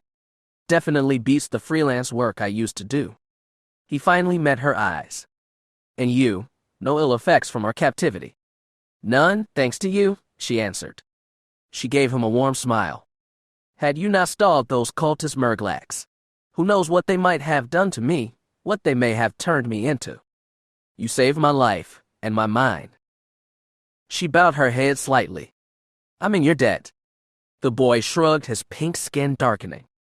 I just thought you might be able to help me, help us both. You owe me nothing. I disagree, Vess said. Val is not just my protector. I care for her, had anything happened. Vess shook her head. I am grateful, we all are. The boy nodded shyly and looked away. Jas's brow furrowed. Interesting. He knew a bit about the Zeltran culture and what they were known for. They were considered one of the most hedonistic people in the known galaxy. The pheromones they gave off affecting most known species, making them peaceful and compliant. Or aroused, given the mood of the Zeltran in question. Given how the boy was reacting, he should have been feeling drawn to the boy, his pheromones reinforcing a sense of camaraderie. Jas felt nothing. He lightly touched the minds of both Val and Vess. Given their intimate history together, such a link was easy. Vess was grateful to the boy, as she said, but he sensed no attraction, which was good. Val, however. Jas looked down at his boobs. A sense of protectiveness came over him. He didn't like the thought that the boy might be trying to influence her. He didn't sense anything, but he didn't like the way she was looking at him, and he didn't like the idea that he might be using his Zeltran pheromones on her. He would need to speak with Co-op about the boy. He was trouble. Don't be jealous. The thought stopped him in his tracks. What? Jealous? He wasn't jealous, was he? Despite his relationship with Vess, he still felt protective of Val, given that Vess had given him permission to offer her comfort as his first companion. No, him jealous. It wasn't possible. I told her that if she found someone she wanted to be with, I would step back. Her happiness is what I care about. Still, she could do so much better than the Slicer, the man that nearly got her and Vess killed back on Alderaan. Stop it. He coughed into his hand, hoping that Val would not pick up what he was feeling through their forced bond. It was shocking, but he could not deny it. He was a tad bit jealous. He looked around, glad not to see his brother in that moment. So I would have loved this, sensing his turmoil, and would have not have wasted the opportunity to give his brother a good finger wagging. This is why you should abandon this foolish adventure, Jas, attachment. It is not the Jedi way. Jealousy is just the shadow of greed. It will lead you to the dark side. Yeah, Jas thought with a shake of his head. A year and a half ago he might have actually believed that, broken off his relationship with Vess and Val, and ran back to the Jedi Temple with his tail between his legs. That was not who he was anymore. He had looked into the abyss back on Terrace, had stumbled and skidded very close to the dark side. If not for Mary's friendship and Vess's acceptance and love, he might have gone even deeper into that pit. He might have truly fallen. He accepted that, and he had done his best to move on. Yes, he felt jealous, but that didn't mean he would let it control him. Greed could lead to rage and hate, but seeing through that door didn't mean he had to step through it. In spite of the darker emotions he felt, he was serene, or trying to be, at least. The realization surprised him. He was not the staunchest believer in the Jedi Code, but had trusted in it. He found himself thinking of Mother Nutbush. The Mandalorian clan head had believed that to defeat something, to avoid trouble, you needed to know something about it. Understanding something was the first step in defeating it. Mother Nutbush had meant battle, but could her argument be applied to the emotions of a Jedi as well? It was a curious thought. How could a Jedi be compassionate without understanding passion? It was not about giving in to passion, but accepting it, maintaining control, and doing your duty. It was about doing what was right, with the sense of how it would affect those that did live with emotion. As a boy, he had helped after a major transport accident on Coruscant. More than 300 had been killed. He remembered walking among the victims and the families of those that had been lost. The Jedi Master he had walked with had used his power to heal the injured and offering words of comfort. But, now that Jas thought about it, had anything about that been comforting? The Master had told the victims' families that death was a part of life, which was true, and they should take solace in the fact that their loved ones were at peace within the Force, and that they were beyond pain. As a child, Jas had been comforted by that, but he remembered the anger in the eyes of some of the victims. The sense that the Jedi had not understood. He had mentioned it to the Master later, but he had dismissed it. Those outside the Force cannot understand. All we can do is hope they find that understanding one day. Looking back, Jas realized something. Understanding was a two-way street. The victims were not the only ones who had missed the point. He found himself thinking of all the younglings back in the temple, those future Jedi being taught to avoid all attachments, to trust in the Force and not put themselves in a situation where they would not be tempted. That is not right. His close calls with the dark side had come because he had hidden from his emotions. He had had no defense. Only in coming through those experiences had he found balance. Yes, he had heard the call of the dark several times in his life, but he had always had those around him to pull him back. He had drawn strength from those connections, and through those brushes with darkness, he had gained experience, wisdom. He wasn't sure what to call it. The council would likely call such thoughts heresy, but still. Maybe. He would speak to Master Vey when this summit was over, maybe even Master Trace. He wanted to see what they thought of his conclusion. Oh, Jas. He blinked and looked down. Vess was smiling at him. I was talking to you. He blushed and chuckled. Sorry, he replied sheepishly. What did I miss? You okay, hotshot? Val asked. Yeah, he answered. Just coming to understand something. He looked down at Vess again, her expression looking more worried. Still no sign of Antidira. Vess cursed under her breath, a flare of anger boiling within her. This doesn't work if they are not here. They? Fear not, my lady. A cool, cultured voice drew their attention. A single man made his way through the crowd, drink in hand. The High General will be here shortly, his wife at his side. Jas nodded, recognizing him from the holo transmission from Bantoon. Vess offered a nod of greeting. Baron Hudlow, she said. This is a surprise. The old man smiled, the polished smile of a career trader or politician. A pleasant one, I hope, he responded. I suppose that depends on why you are here, Vess answered. I saw Lady Janice sitting with my aunt's entourage. Janice is where she is supposed to be, the Baron replied. The Sworn Protector program is a sign of stability on her world. It would be unwise for her to stand against the throne. Yet, you are here, she reminded him. Isn't that a risk? I prefer to keep my options open, my lady, and besides you have more friends than you know. Friends that will reveal themselves when they are sure you are going to regain your birthright. Vess crossed her arms. I see. So you are keeping one foot in both camps, for the sake of Bantoon, of course. Of course, the Baron said, offering her a slight bow. Just so.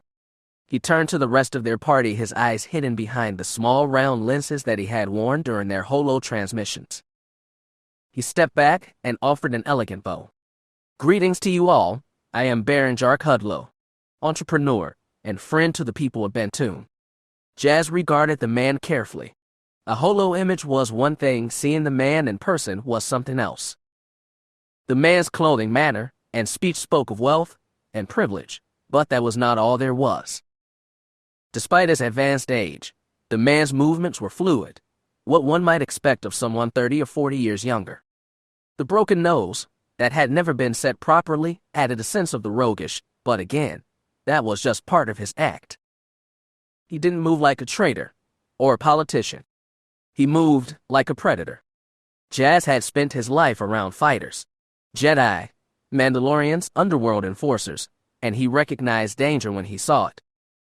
The Baron moved with the grace of a manka cat on the prowl. His tread hinted at an understanding of combat. Oh. Jas remembered what had been said during their first meeting. The Baron had admitted to dabbling and smuggling in his youth. He could have worked as an enforcer, but that didn't seem to fit the image the man projected now. A pirate then.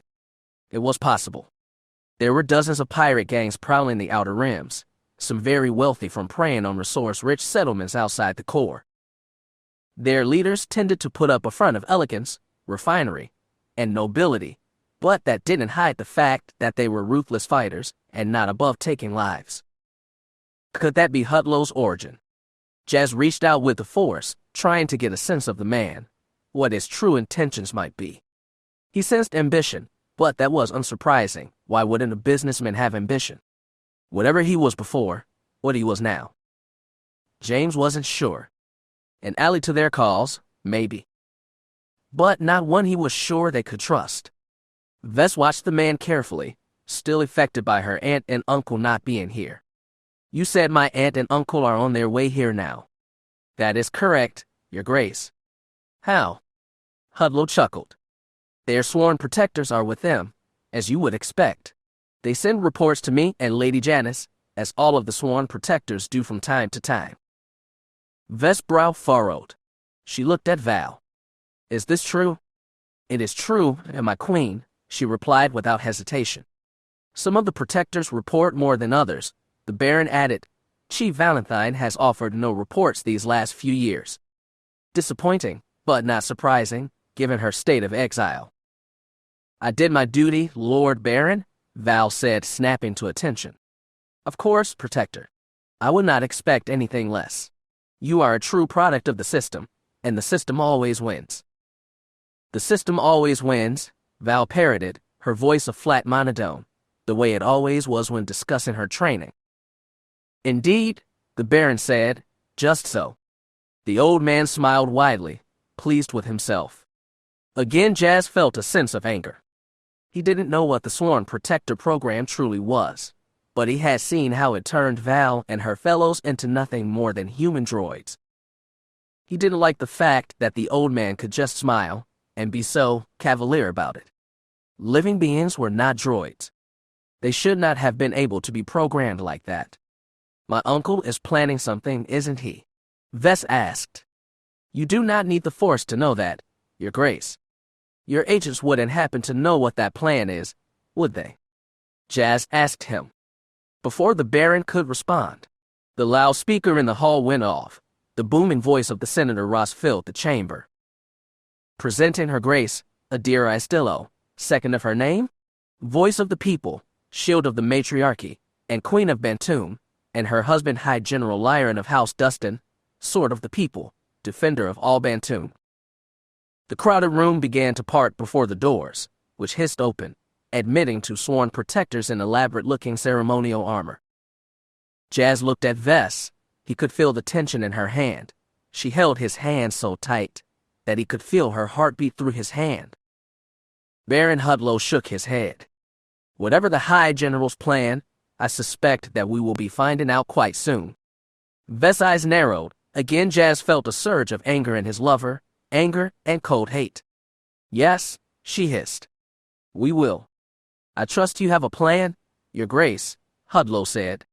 Don't worry, she promised. I do. Chapter 38. High General Lyron. Jas had heard that name mentioned many times from both Vest and the other Bond that he had grown to know and care for, though it could not be proven. This was the man that was the source of all of Vest's troubles, and the main threat to her life. Jas' eyes narrowed. It felt strange to finally meet him. He carried himself as one might expect of a career soldier. He stood rail straight, with a muscular physique. His red gold hair was cut short and slicked back. He had a pointed nose, and deep green eyes that were almost black. Eyes that took in and gave nothing back. The sea green uniform he wore was familiar to Jas. He had seen it among the young men and women who had accompanied the Bond delegation. Several large medals and bars adorned the chest of that uniform. For what reason, Jas could only guess. It was not for being loyal to his family, that was for certain. He came forward, with Vest's aunt on her arm. He could see the family resemblance between her and his lover, though her beauty suggested a sense of the vapid, rather than strength. 10 years the Queen's senior, Lyron had been meant to wed a different Aistolo princess, the older sister of both Inara and Adira. It was said by the matriarchs that Adira had long desired him, coveted him from afar, while he was betrothed to her older sister. She had not hesitated to wed him, not after he had lost his position in the succession. It must have seemed like a dream come true for her, but it was said that he held all the power in the royal marriage. The Queen certainly didn't seem very formidable, standing so close, holding onto his arm as if for dear life. Unsurprising, Jas thought, considering that most viewed Queen Adira as a puppet of her husband. It made sense, he supposed. This man didn't look like the type to bow down to anyone, not even his lady wife. He had a haughtiness about him, an arrogance. Vest didn't back down. She stood straight and proud. She regarded her uncle coldly, and why wouldn't she? No one would doubt they were enemies, not from the look that passed between them.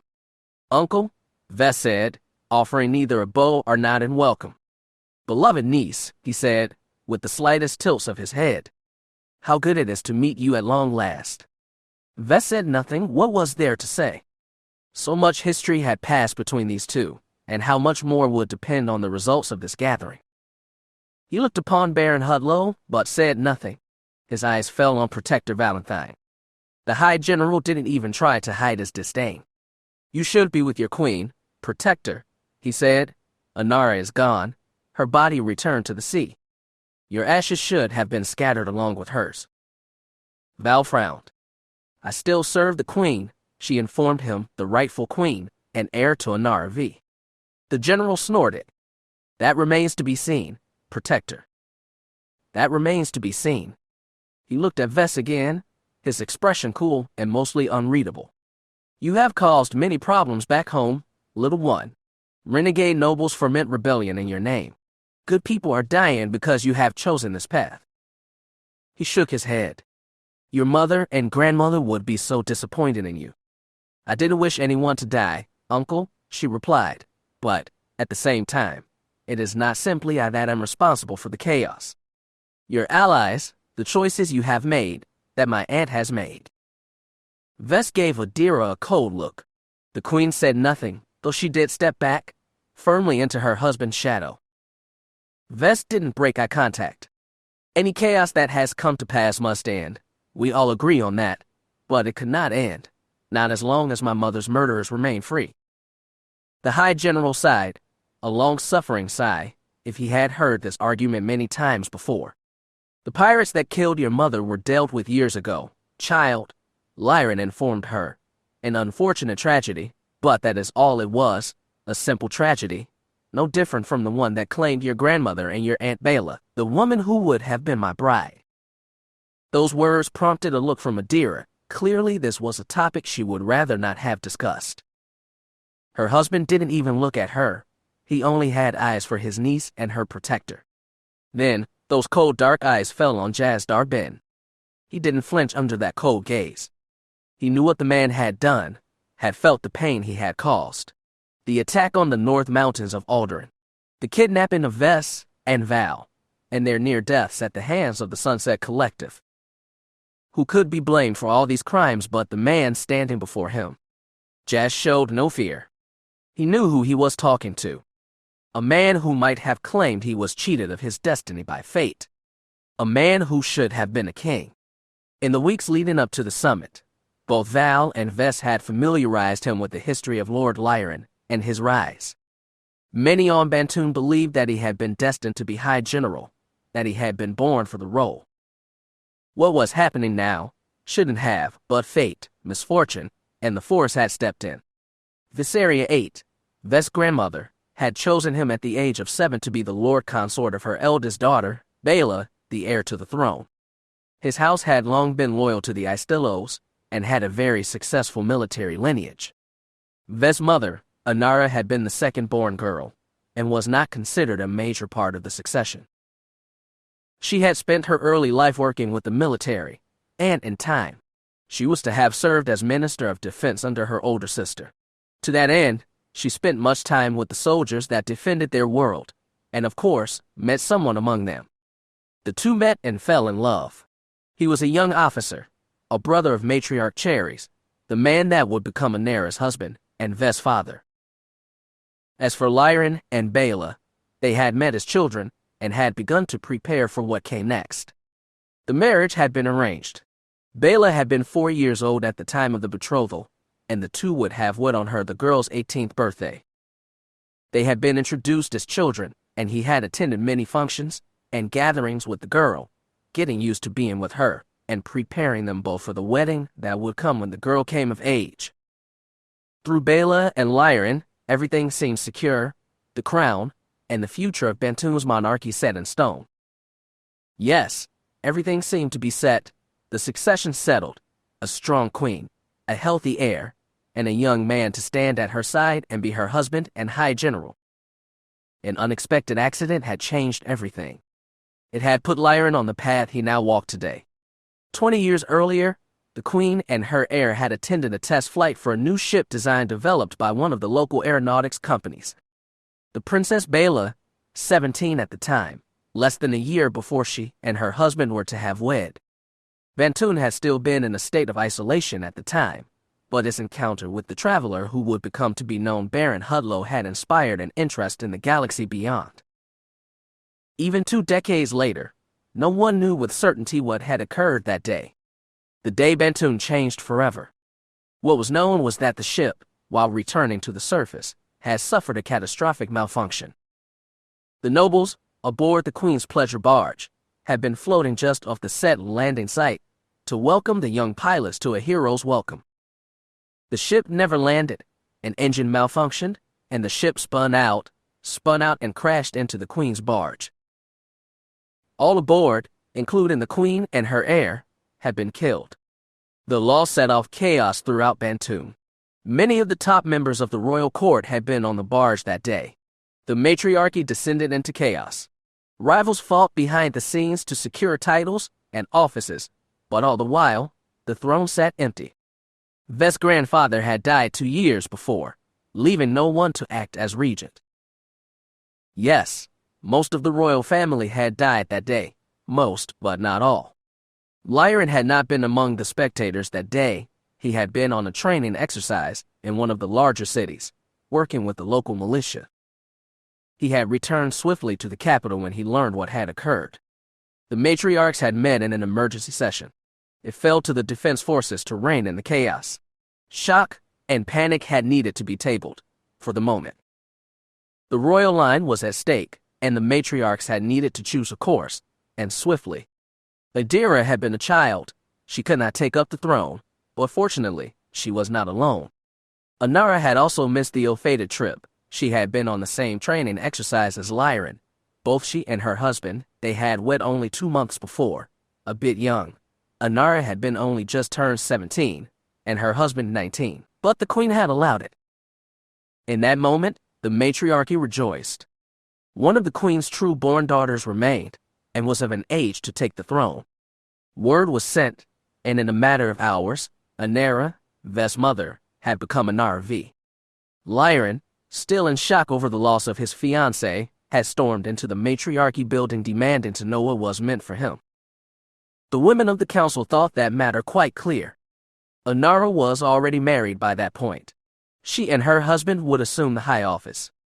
Lyran was thanked for his service and ensured that he would have a place in the government, but his placement as the next High General was no longer needed.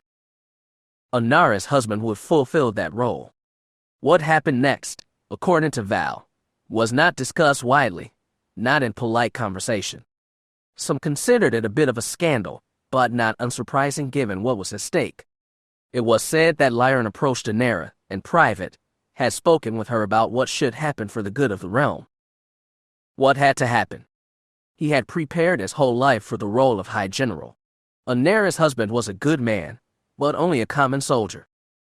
It was said that Lyran tried to convince the young queen to request an annulment of her marriage, to free her up for a new match, one that was needed for the good of their world. He had said it was not about love, but duty, or so the rumors claimed. For the throne, and the good of their people, this needed to be done. She needed to do her duty, and marry the proper High General, him. Anera was not impressed. She had known Lyran, expected him to be her brother when he and her sister wed. His new proposal was not something she would have asked for or wanted, and besides, it was impossible. Anara and Tren were expecting. Vest was already growing in her mother's womb. With the birth of a new heir, all of Lyran's plans and dreams had fallen away. He had no choice but to stand up at the coronation and watch as the role he had prepared his whole life for passed to another. Years later, he married Adira, finally bringing him back into the royal succession. Though he had not been quiet for those 2 years, oh no. After she became the queen's protector, Val had access to many palace secrets. She had read the reports of her predecessor. Reports describing meetings between Lyran and many influential officers and nobles. Yet, it was not until the Republic and the Mining Guild discovered precious ore and crystals on Bantoon's moons that everything truly changed. It was at that time that Jas and the Folly crew had come to Bantoon and rescued a certain 11-year-old girl and her protector. What had happened next had led them here. High General Lyran had done what he needed to assure his dreams. Now, Vest would do the same. She needed to. Or, in the end, all was lost. The two men faced each other, both sizing the other up. The High General snorted. So this is he, the criminal that seduced you, Denise. Vest frowned. This the man that saved my life, uncle. Many times, in fact, and has been knighted by me for it. Only a queen can knight a man, her uncle replied, tersely, and that is not you. Jas glanced over at Vest, awaiting the blow-up. She was not the type to take such an insult, not from someone who had wronged her. She shuddered, but took a deep breath, and met his gaze, replying coldly, "These negotiations will decide who is the rightful queen, not you." Again, Lyran snorted. "These negotiations are a farce, and you know it, girl." He took a drink from a passing waiter droid. He sipped it once, and then handed it to one of his retainers. He sniffed. "I do not see the appeal of off-world beverages. It would have been better had Bantoon hosted these negotiations.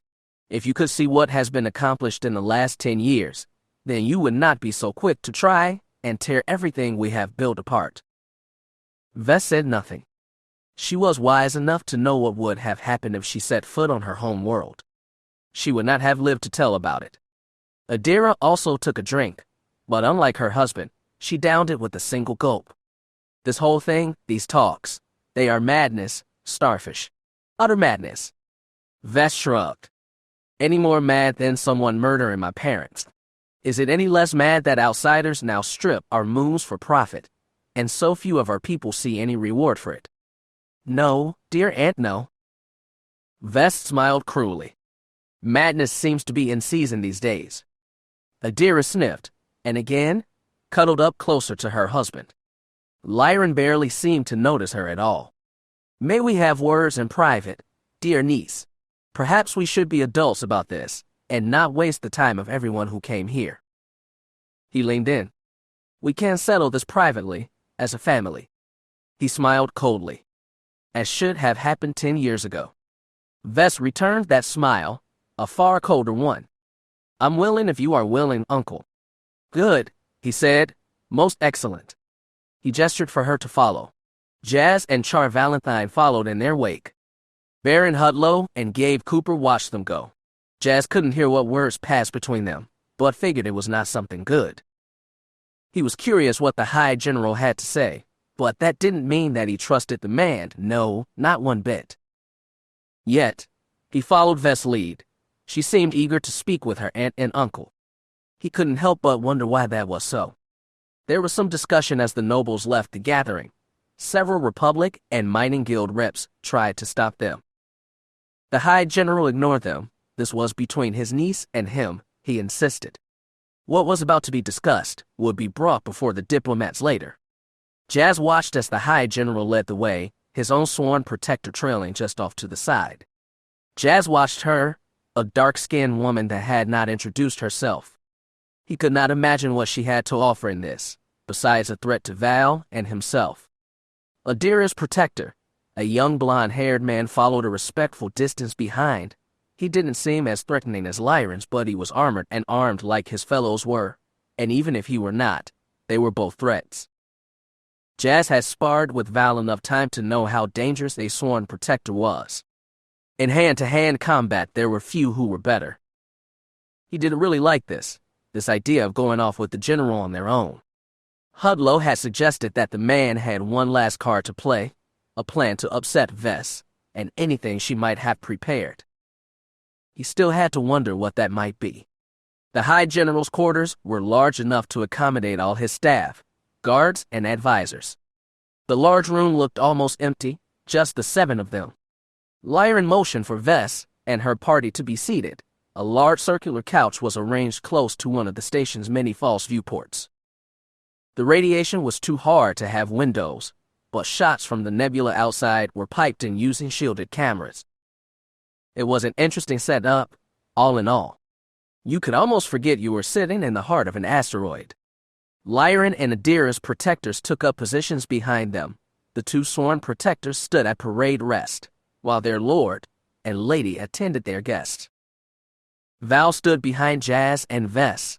Had he not been there, he would have considered the protector outnumbered. The Force did give him an edge if needed, plus he had been allowed to keep his lightsaber. He didn't think this meeting would turn violent, but he was ready if it did. When all were inside, Lyran's protector sealed the door, locking them in. The young woman then pulled out a device, scanning the room. Jas recognized it immediately. The protector was looking for any cameras or listening devices. He kept his face neutral, but felt his heartbeat quicken slightly. It seemed that what was about to be discussed was not to be on any record. What could that be? "Any idea what is going on?" he asked Val. The protector shrugged. "Your guess is as good as mine, hotshot."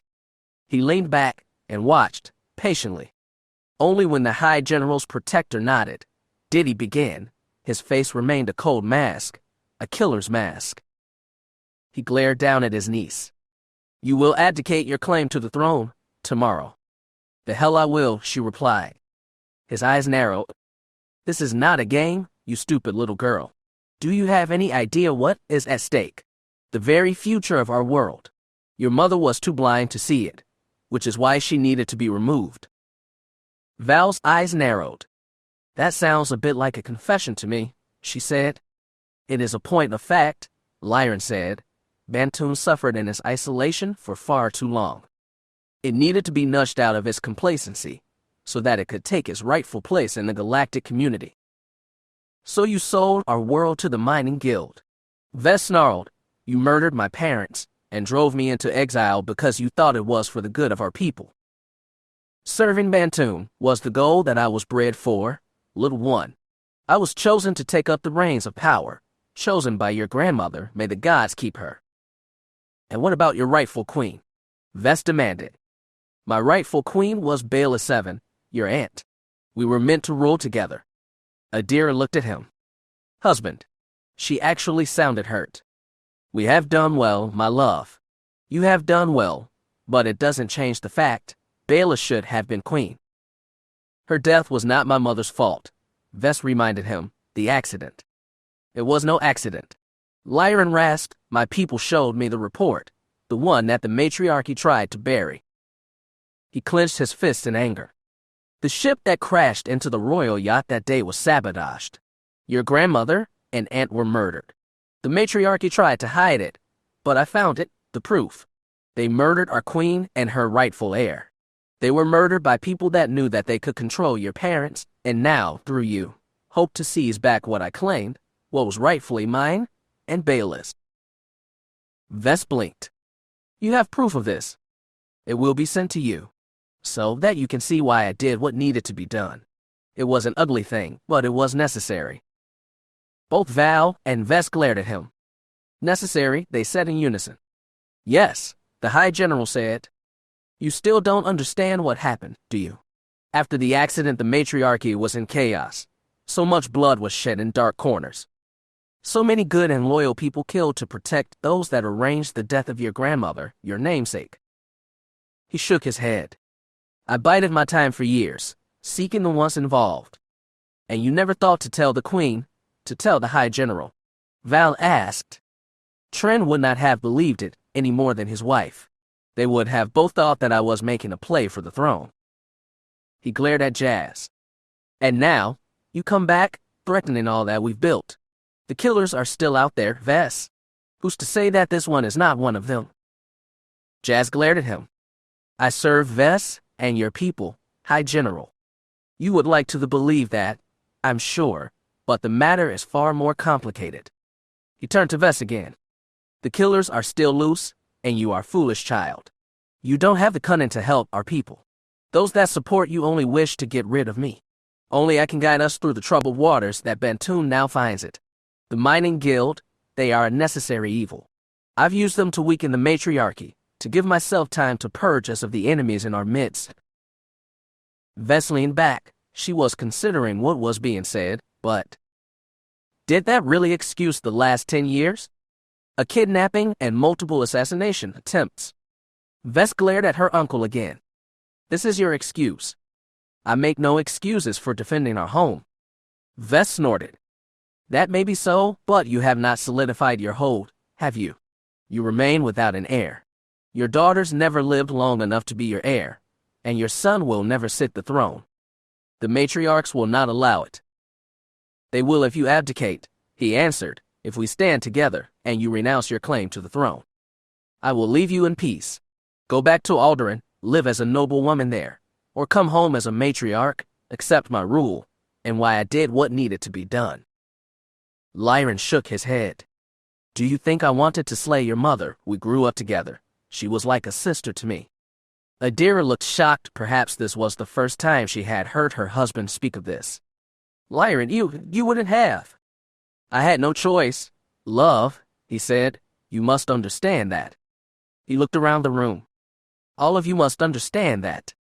The sworn protector said, nothing, not even Val, though Jas could sense her anger at the admission. It was one thing to suspect what had happened. To actually have evidence, or a confession. That was something else entirely. You need to abdicate, girl, Lyran repeated. It is the only way. Is it? Vess asked. I don't think so. Lyran's eyes narrowed, his face reddened. Don't you see you are playing into their hands? If they even exist, Vess spat back. You say that we are under threat, fine. Then stand with me. I am the rightful heir, and I can reunite our people. I'm willing to let go of the past. Just climb down from your high tower and admit to me here and now that you were wrong. That you murdered my parents, and are sorry. Vess sniffled. She wiped at her eyes before the first tears could fall. She would not cry before this man. You are your mother's daughter, he said. You are not strong enough to face the enemies that our world faces now. You will be surprised by how much I can endure, she responded. You will abdicate. No. You will abdicate, or your father will die. That stopped Vess in her tracks. She blinked. What? Lyron pulled a small holo device from his coat. He sat it down before Vess and her allies. The holo sprang to life, showing a lone man, sitting on a bench in a stone cell. Jas looked at him, the features. Vess worried her lip with her teeth. Daddy. Val glared at him, her hands drifting to her pistols. You bastard. Lyron ignored her. He was a good soldier, he said. His only crime was not knowing his place. My people captured him before his ship left Bantoon. The ship was destroyed before it could reach Alderaan and inform Dorma of what had happened. The High General sighed. You see what you have made me do, child. What your mother made me do. I have done horrible things to protect our home, and I would do them again. Vess said nothing. She simply stared at the holo. My daddy is alive, she murmured. And he will stay that way, provided you behave. Lyron, Adira said, W.H. Why was I not told about this? It was better that you not know, my love.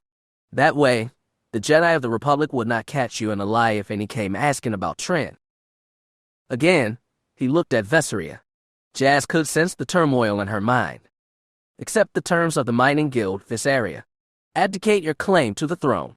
There will be no more attempts on your life. You have my word. And my father? She asked. Do as I ask, and I will return him to his family. He will need to live in secret, but he will be free to live. Again, you have my word. Vess looked at the hologram. Daddy, she murmured. Daddy. Vesseria, Val said, her face a mask of horror. You can't. Silence, protector. Your queen has a choice to make, to serve her people or tear them apart, and let our enemies destroy us from within. Lyron frowned. I will find the culprits who killed your grandmother and aunt. I will find them and destroy them. The chaos you have caused has stirred so much up.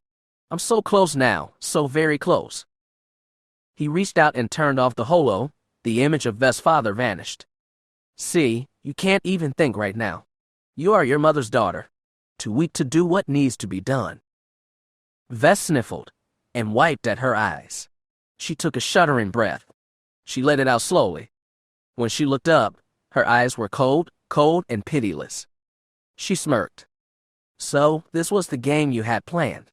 This was the final card you thought would hand you my throne. Vess shook her head. You are a pathetic fool, uncle. He glared at her. How dare you, you little. Silence. Vess's words were a whip snap. She looked at her aunt and uncle. Her eyes were as cold as the vacuum of space. You really think that I would believe you? That after all this time, you did this simply to avenge my grandmother and aunt? The girl shook her head. No, uncle, no. I don't buy that story. Nor do I buy that you will let me go if I sign the abdication. I know too much now. Eventually, you will send someone for me, and eventually, they will get lucky. My father, if he even is still alive, will vanish, and I will have no one to believe me that I saw this holo. Val and Jas are mine. No one will believe what happened here. You are making a mistake, girl, Lyron said. No, uncle, no, it is you that have made a mistake. Vess smiled. You have been a great teacher, uncle. For assassination attempts and a kidnapping plot. You showed me how to play the game, and I've learned it well. Are you trying to scare me, girl? No, uncle, I'm here to inform you of just how far I've come, and may I say, bless you for the information that you have given me tonight. I will need to deal with the matriarchs and the officers, find those involved in the plot against our family. So you believe me? Of course, she admitted. James proved that. The involvement of the Sunset Collective cultists that hijacked your kidnap plot. They serve someone that we have not discovered yet. Jas didn't say anything, what he was feeling from Vess. She was dancing very close to a dark place. He wasn't sure that he liked it, but he understood. He had spent enough time on the fringe to know how power games were played. You had to fight fear with fear, and power. Vess seemed more than ready to play. She leaned forward, pinning her uncle with an icy glare. That does not excuse you for what you did. You still have to answer for my mother. Your mother was weak? Yes, you said that. She said dismissively, no, that I am not, and you are going to answer. Vess nodded to Val. She reached into a pouch on her thigh and pulled out a folded sheet of flimsy articles of abdication for the throne of Bantoon. Vess leaned back. She looked at Adira. Beloved aunt, you will sign the abdication papers now. You and your husband will stand before me and acknowledge that the rightful heir has returned and is of age. Lyron paled. Are you mad? He asked. I'm not done, she said. You will also surrender your son to my care. He will be raised at court, treated with all the honors that a young man of your family is allowed. As your hostage, Lyron spat. As my guest, and as a member of our family. And what of us, niece? Adira asked. I'm sure your friends in the mining guild will find you a comfortable place to enjoy your exile. I won't suggest Alderaan. House Rist, the people that you hurt trying to kill me have long memories. Lyron leapt to his feet. This is absurd. This is the way that it is going to be done. He sneered. And for what reason do you think that I would ever entertain this insanity? For 3 reasons, Vess said, holding up her hand. She raised her first finger. 1. It is what is best for our people. She raised the second finger. 2. I would rather not have a scandal. It would create more enemies that I don't need. She raised the third finger and smiled cruelly. The third and most important reason of all. You are crazy, Lyron growled. And we are done. Your father is dead. He tried to leave. And so are you, uncle, Vess shouted. He turned back, his eyes cold and arrogant. She smiled, her smile far colder. You are dead, because I've poisoned your drink. The High General snorted. Impossible, he spat. Not really, Vess said. You're lying. No, I'm not. You couldn't have. You had no idea if I would take a drink, and which one it would be. That is true, she agreed. Which is why I poisoned all of the drinks everyone served here tonight. Jas blinked. What? You are mad, Lyron shouted. You have just doomed yourself. The other guests. We'll never know, Vess promised. The poison is a Rist family specialty. It is a special binary mix. The first dose, which I managed to add to all the drinks being served here tonight, is not lethal, but it does settle in the stomach lining and the throat of his victim and can stay there for years. Vess. Adira jumped to her feet. You wouldn't? I would, and I have, she replied, her attention returning to her uncle. I thought you would approve, uncle. I know you are a student of history.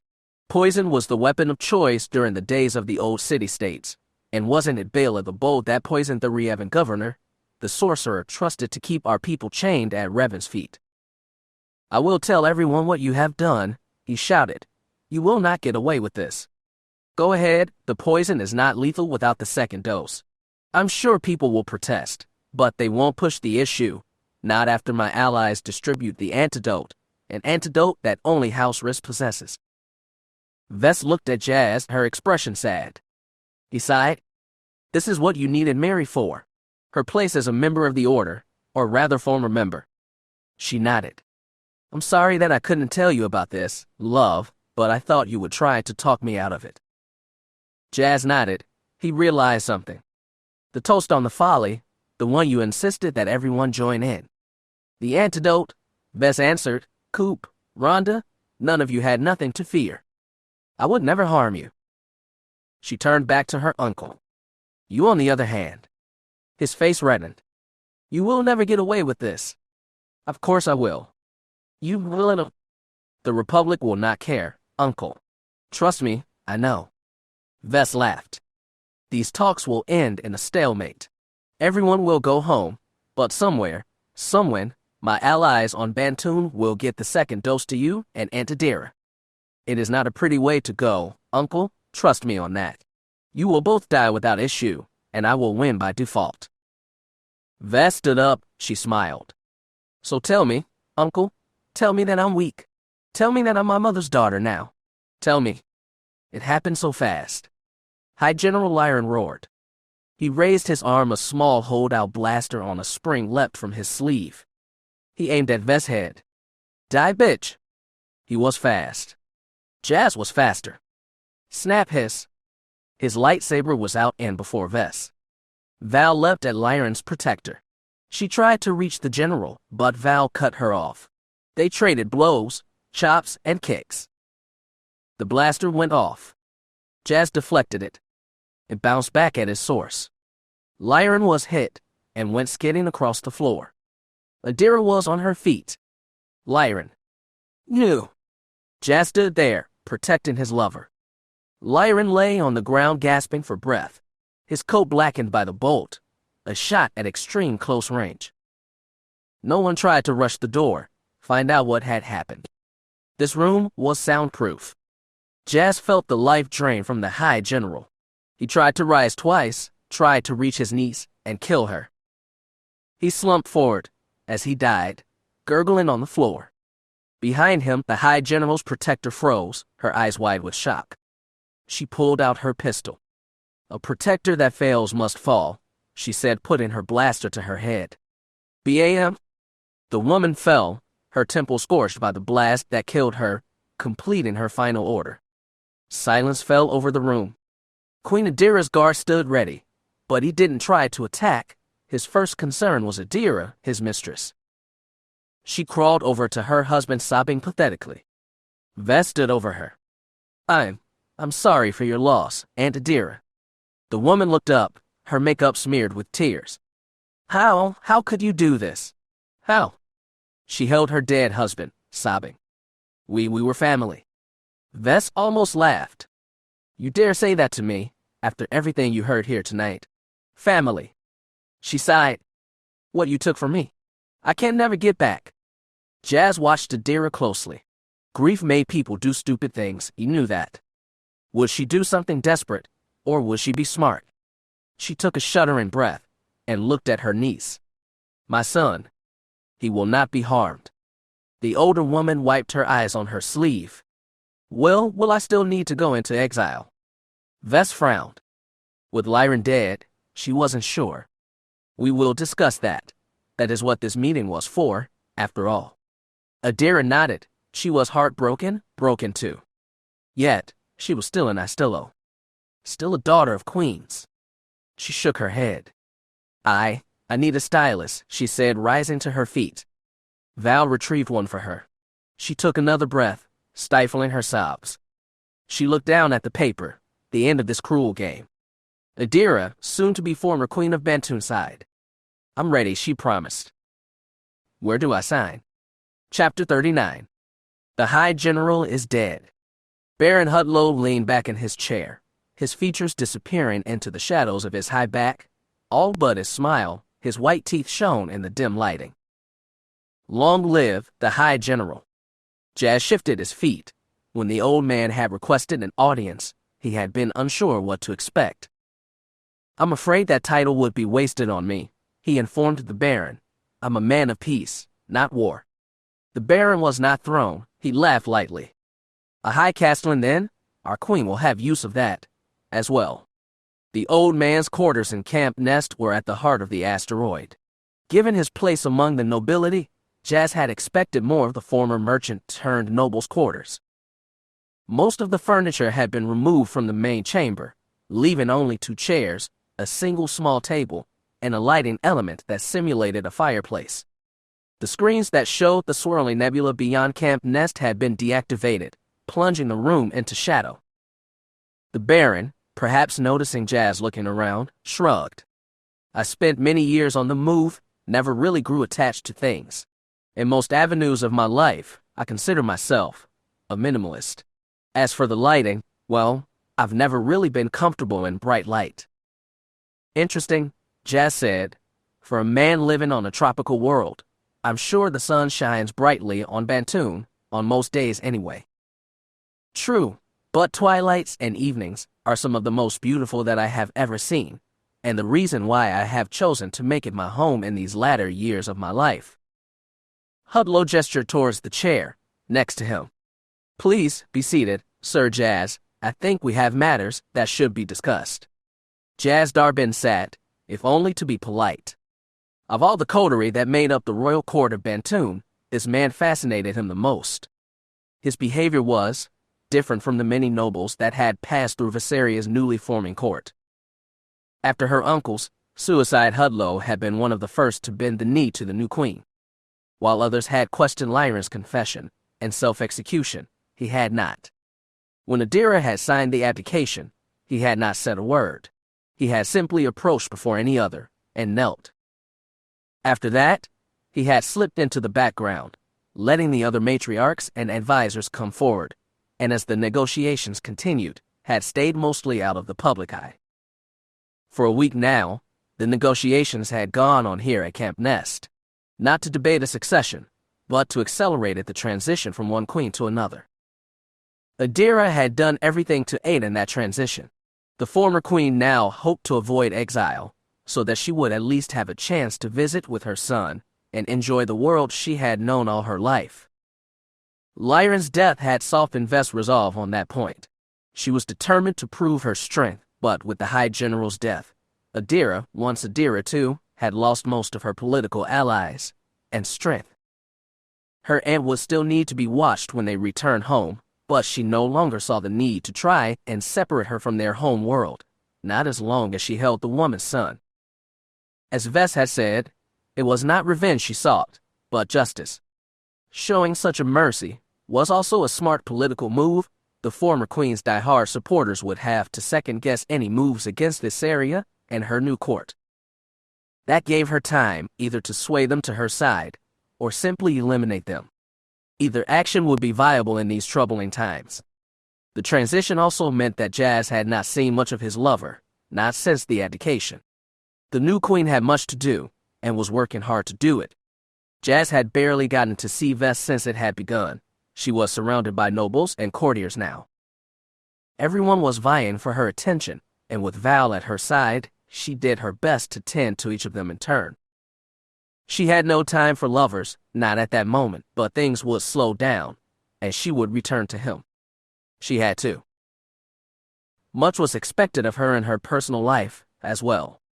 Jas appreciated all those things, and so, with the Jedi's patience, he waited. He, like Hudlow, accepted what needed to be done, and taken his place in the background, at least for now. Perhaps that is why the old man had approached him, asked him to meet, instead of Viseria. He recognized that Jas had her ear. Perhaps he intended to bend it to some purpose. "Can I offer you refreshment?" the Baron asked. "Green champagne, perhaps, or Celestin brandy, a personal favorite of mine." "No, thank you," Jas said politely, "though your generosity is commended." Jas sensed a ripple of amusement from the old man. Again, he smiled brightly. "I will never be thought a generous man, Sir Jas, yet I learned the value of courtesy long ago. Ironic considering my more colorful origins."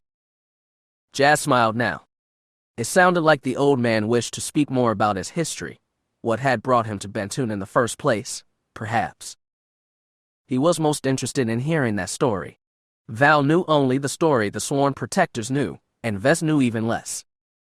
The man had been an enigma for years. Perhaps it was time to start solving that puzzle. It must have been hard, Jas said, a well-traveled man finding himself in a world that prized its isolation. "Not as hard as you might expect," he admitted. "I had not expected to stay on Bantoon. It was yet another stop on a long journey. I saw in this isolation a chance to do business.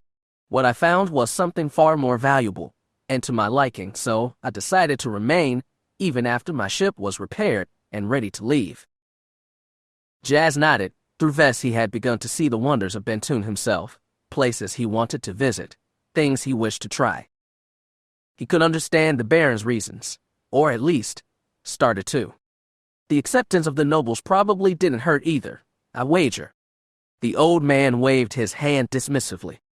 "I was an oddity, at first, the stranger from the stars, the man from the distant republic. I used that curiosity to my advantage. Viseria ate. Your Viseria's grandmother was a cautious woman, but understood the value of taking an ally when a hand was offered." The old man sighed. when she and her daughter were lost. Much changed on Bantoon, and not all for the better, and I fear part of that loss was my fault. How do you figure that? My coming reawakened the Bantoon interest in looking beyond their humble system. Ship protection that was once more of a lark became far more important. People looked at my humble vessel and imagined what ships in the greater galaxy must look like. A horrible tragedy, that, Jas said, not the ships, but the accident that claimed Vest's grandmother and older aunt. Indeed, Hudlow agreed. He looked into the fire, the orange glow playing off the tiny lenses he wore over his eyes. Of course, it wasn't just the queen and her heir who died. Many powerful matriarchs and business people perished as well. The one accident set off a chain reaction that rattled the entire social structure of Bantoon. A vacuum was created, and, as any wise man will tell you, nature abhors a vacuum. Many rushed to fill it, and few, if any, were subtle in taking what they sought was theirs. Sounds like something you have seen before, Jas offered. The old man nodded. Yes, in my youth, I was born of a powerful man, a scion of a wealthy family, but my mother was not his wife, nor anyone of importance, to the power structure of which he was entangled anyway. A shadow of anger flashed over the old man's face, flashed and vanished quickly buried beneath that calm veneer. My birth was what was called on the wrong side of the blanket. I was not welcomed in my father's house, and my mother, her people saw me as a reminder of what they were not. That couldn't have been easy, Jas commented. It was not, Hudlow agreed. I was forced to make my own way in the world. I did things that I can say were unbecoming of a gentleman, but then again, I didn't see myself as very gentlemanly back then. I wished only to be acknowledged for who I was and what I could do. I left home and never looked back. Sought out both profit and knowledge so that, one day, I could return home and rub my father's nose in what he had cast aside. I desired only to show him that even sun eclipsed by circumstance could rise high, oh, so very high. Did you ever confront him? He passed before I had the chance. Though I did return to my world, transformed. I put aside the thug of my youth and reinvented myself as a gentleman of stature. Despite the prejudice I faced in my youth, most only saw me only as that, and that was good too. The old man smirked. They were most surprised when they came to realize that I was no fop, and had no problem getting my hands dirty when matters called for it. His eyes once again fell on Jas. It is for that reason that I owe you this day. Sir Jas, you now stand beside our queen, and have access to all that she will soon possess. There are some things that Viseria needs to know, things that shouldn't be discussed in the company of random nobles and courtiers. Jas' brow furrowed. At least now the pleasantries were over. He was still curious about the old man's origin. He had not said what world or system he came from, though his story did ring true. What is it do you think that Vest needs to know? First, there is the matter of the mining guild. The queen must not expect them to simply roll over now that their favorite useful idiot is dead, and yes, the term does fit the late Lord Lyron. I don't think he ever truly grasped the scope of the reach of his off-world allies. He would often threaten them, say that he would withdraw support if they didn't aid him in this venture or that. He may have blamed most of his issues on your Viseria's loyalists, but his own allies were not above a bit of sabotage if it guided the High General where they needed him to go. I'm familiar with the workings of the mining guild. Jas promised him my own history, as an independent trader gave me an understanding of such games. You need not worry on that front, Baron. I think that I can help guide Vest through those particularly dangerous waters. Good, the old man replied, which brings us to point number 2, the real threat that the girl must deal with, and quickly. And that is, the Baron frowned. The cadre of Force sensitives that still live on Bantoon, the ones that have hidden for hundreds of years, and only now making their presence known again. That stopped Jas short. Force sensitives. I was led to believe that all the sorcerers on Bantoon had died during the days of Revan. Most did, but the Force is not so easily squashed. It persisted in the bloodlines of those that came before, and given what happened with Revan, those with the Force and the knowledge of it were forced to hide. They had no desire to be hunted down and destroyed as so many who supported Revan were, in the aftermath of Bela the Bull's victory. You know this for sure. Jas asked. That Force-sensitive still live on Bantoon. You have proof. Nothing solid, the old man admitted, but things I've seen have hinted at such people still remain, and may have played a part in the chaos that brought us here today. Jas' brow furrowed.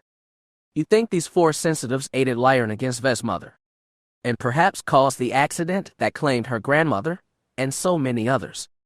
The old man frowned. As I said, nature abhors and vacuum. There were many shadowy deaths after the fall of Viseria 8. New people claimed new positions and neutralized their enemies. It would be foolish to think that those with hidden power didn't play a part in some of those events. Jas considered that. If the Baron was right, could this be how the Sunset Collective got involved in the Bantoon succession? Were their rogue Force wielders causing trouble on Bantoon? Again, he sensed no lie in the old man. What he was saying, he believed it, and it concerned him. So, should it not concern the Queen as well? If it was true. His expression turned grim. If so, they all needed to be careful. Untrained and undisciplined minds could be drawn to dark side power. Plus, who knew what secrets were left behind by the Sith defeat? Yes, this was worth looking into. Jas would need to speak with both Val and Vess about this. The Queen will thank you for this information, Baron, Jas promised him. I do what I must to ensure the stability of my home world, he replied innocently, just as the sworn protectors shield the matriarchy. I seek only to ensure that Bantoon is kept safe. The old man leaned back in his chair again, becoming a shadow in the gloom. You will advise our Queen well, I think. You don't strike me as a man who lets threats fester unanswered. I will do what is right to protect Vess and her people, he promised. And advance the crown, of course. The old man chuckled.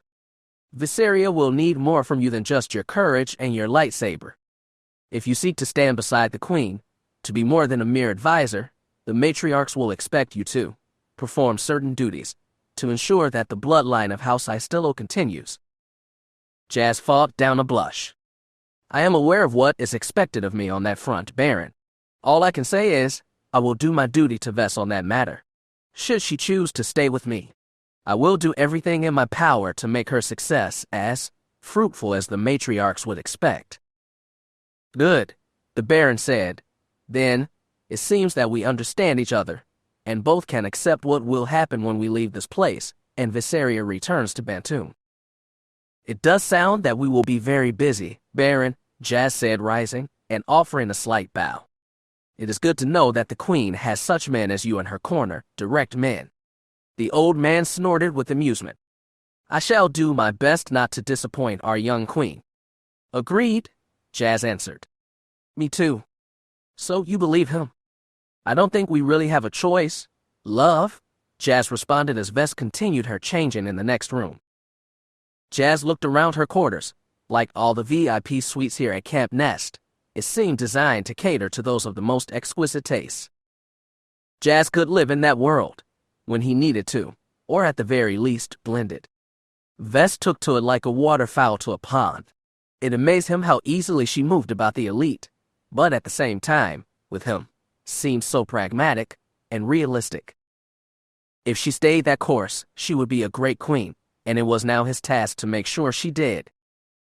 Val remained outside her mistress's room. Jas had already briefed her on his discussion with Baron Hudlow. The sworn protector didn't seem surprised.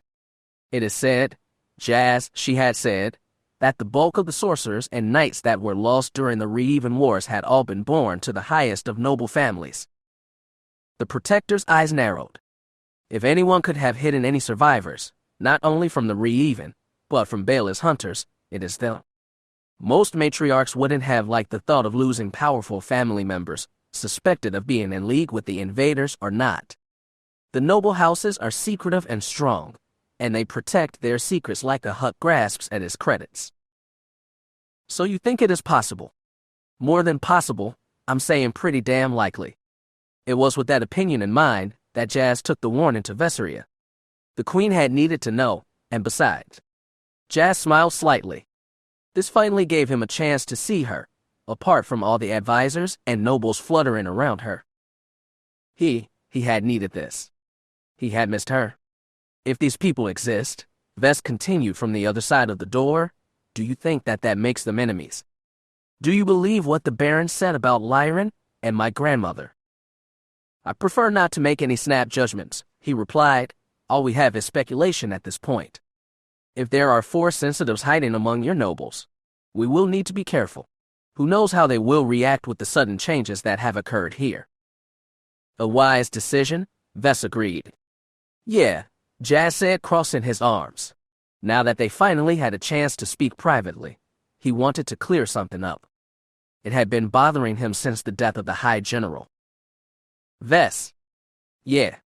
Why didn't you tell me about the whole poison scheme you set up? Did you not trust me with it? A pause from the other side of the door, a long, deliberate one. Vess. It is not that I didn't trust you, but I did think that you might try to talk me out of it. I might have tried, he agreed. It was a risk. But a calculated one, she responded. I assume that is what you hired Mary for, to get all your people into position. It was. Mary was very useful. She used her abilities to ensure that risk loyalists were added to the staff here. Most of the higher-ups didn't even question. The Force, as you say, is a powerful ally.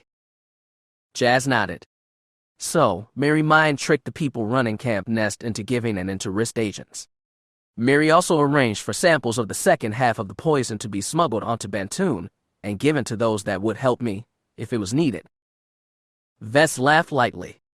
You can't deny it, Mirax Fallenstar is a very useful agent, and a good friend to have.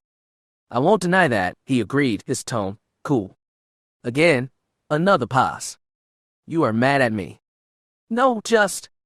Jas shook his head. I'm not really sure how I feel. I thought this the best way to handle matters, she called out. As I warned my uncle, the poison we used was a binary mixture, neither half is lethal on its own, and quite harmless. And if any of the Republic representatives had found out about it, that was a risk I was willing to take. It seemed that best way to prevent the war, and if only my uncle had to die to ensure peace, it is a death that I accept full responsibility for. Even his death might have been avoided, had he not tried to attack you. Yes, Vess agreed. I didn't wish to do as he had done, kill my own family.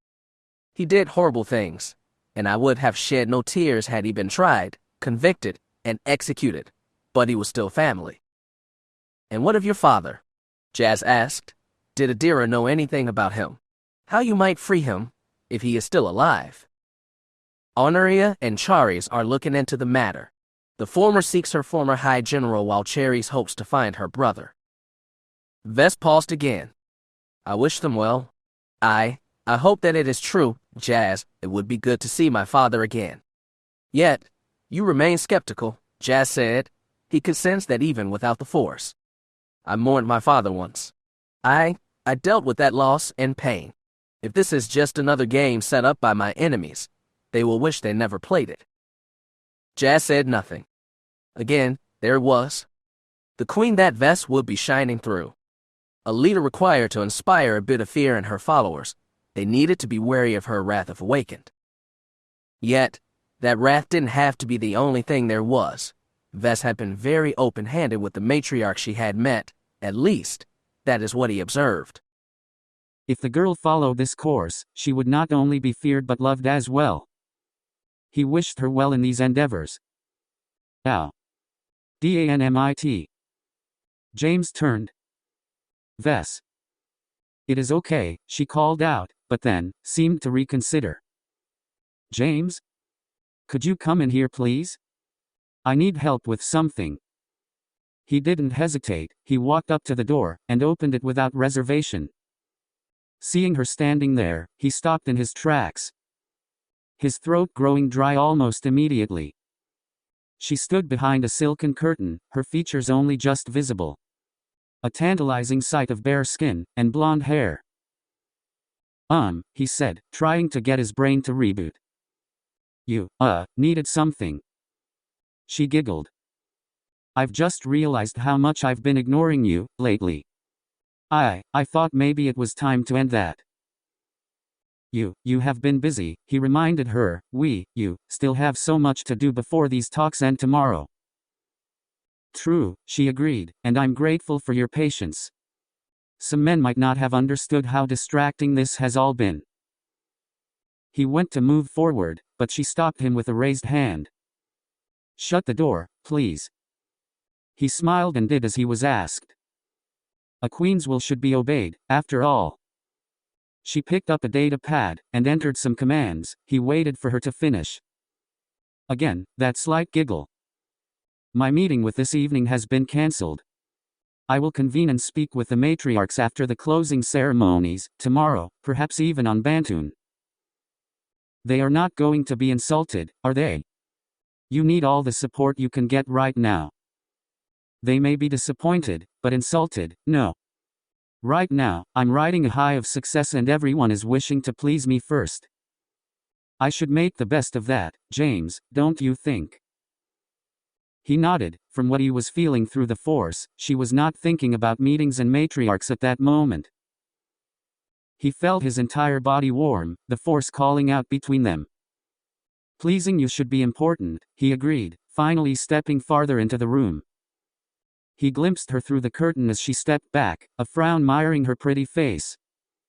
You look warm, love, perhaps you should change into something more comfortable. He smiled. That might be a good idea. Only then did she part the curtain, step out in all her glory and come into his arms. He pulled her tight against him, enjoying the smell of her, and taste of her skin. Vess shivered as he picked her, carrying into the suite, and towards the bed. Yes. He thought to himself. They should take advantage of this time.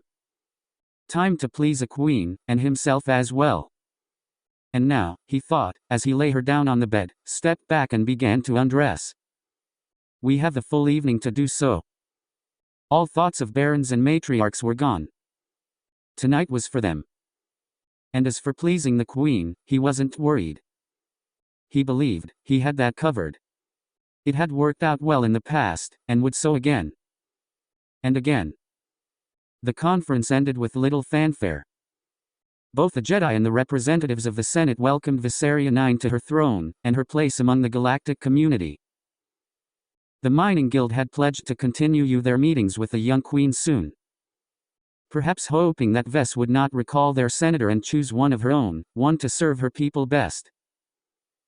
Adira made the journey back on her private ship, a ship now escorted by Jedi vessels, just to make sure that the former queen made it home safely, and did nothing to foil all the good work that had been done at Camp Nest.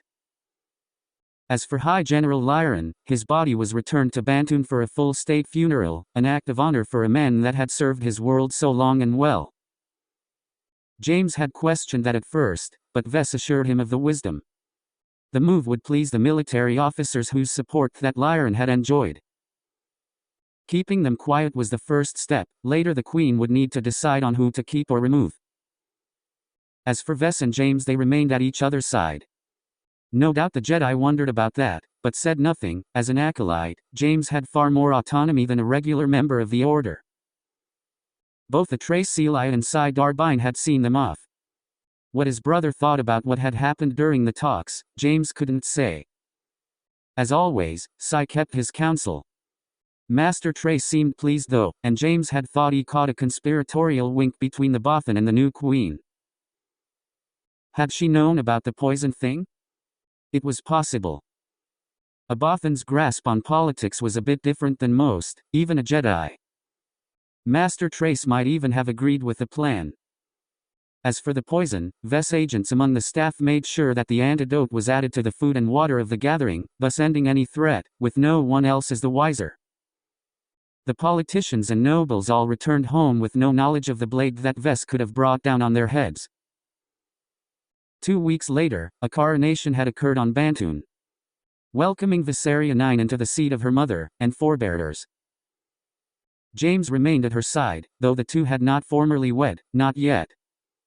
As for the matriarchs, they seemed to accept the young man at their queen's side, and most found themselves wondering what his place would truly be, that of High General or Castellan? The dealings on Bantoon might have held the attention of the Republic for months, except for a very shocking return on the Outer Rim. A week after Viseria's coronation, a fleet of ships entered Republic space, entered and attacked the Republic space station in orbit of the long-forgotten world of Korriban. Shock filled the Holonet as the survivors of the base retreated back to Coruscant. Across the galaxy the Jedi turned their eyes skyward, and felt a deep sense of cold. The age of expansion was over. The time of peace had ended. All things changed in the blind of an eye with one foreboding statement. The Sith had returned.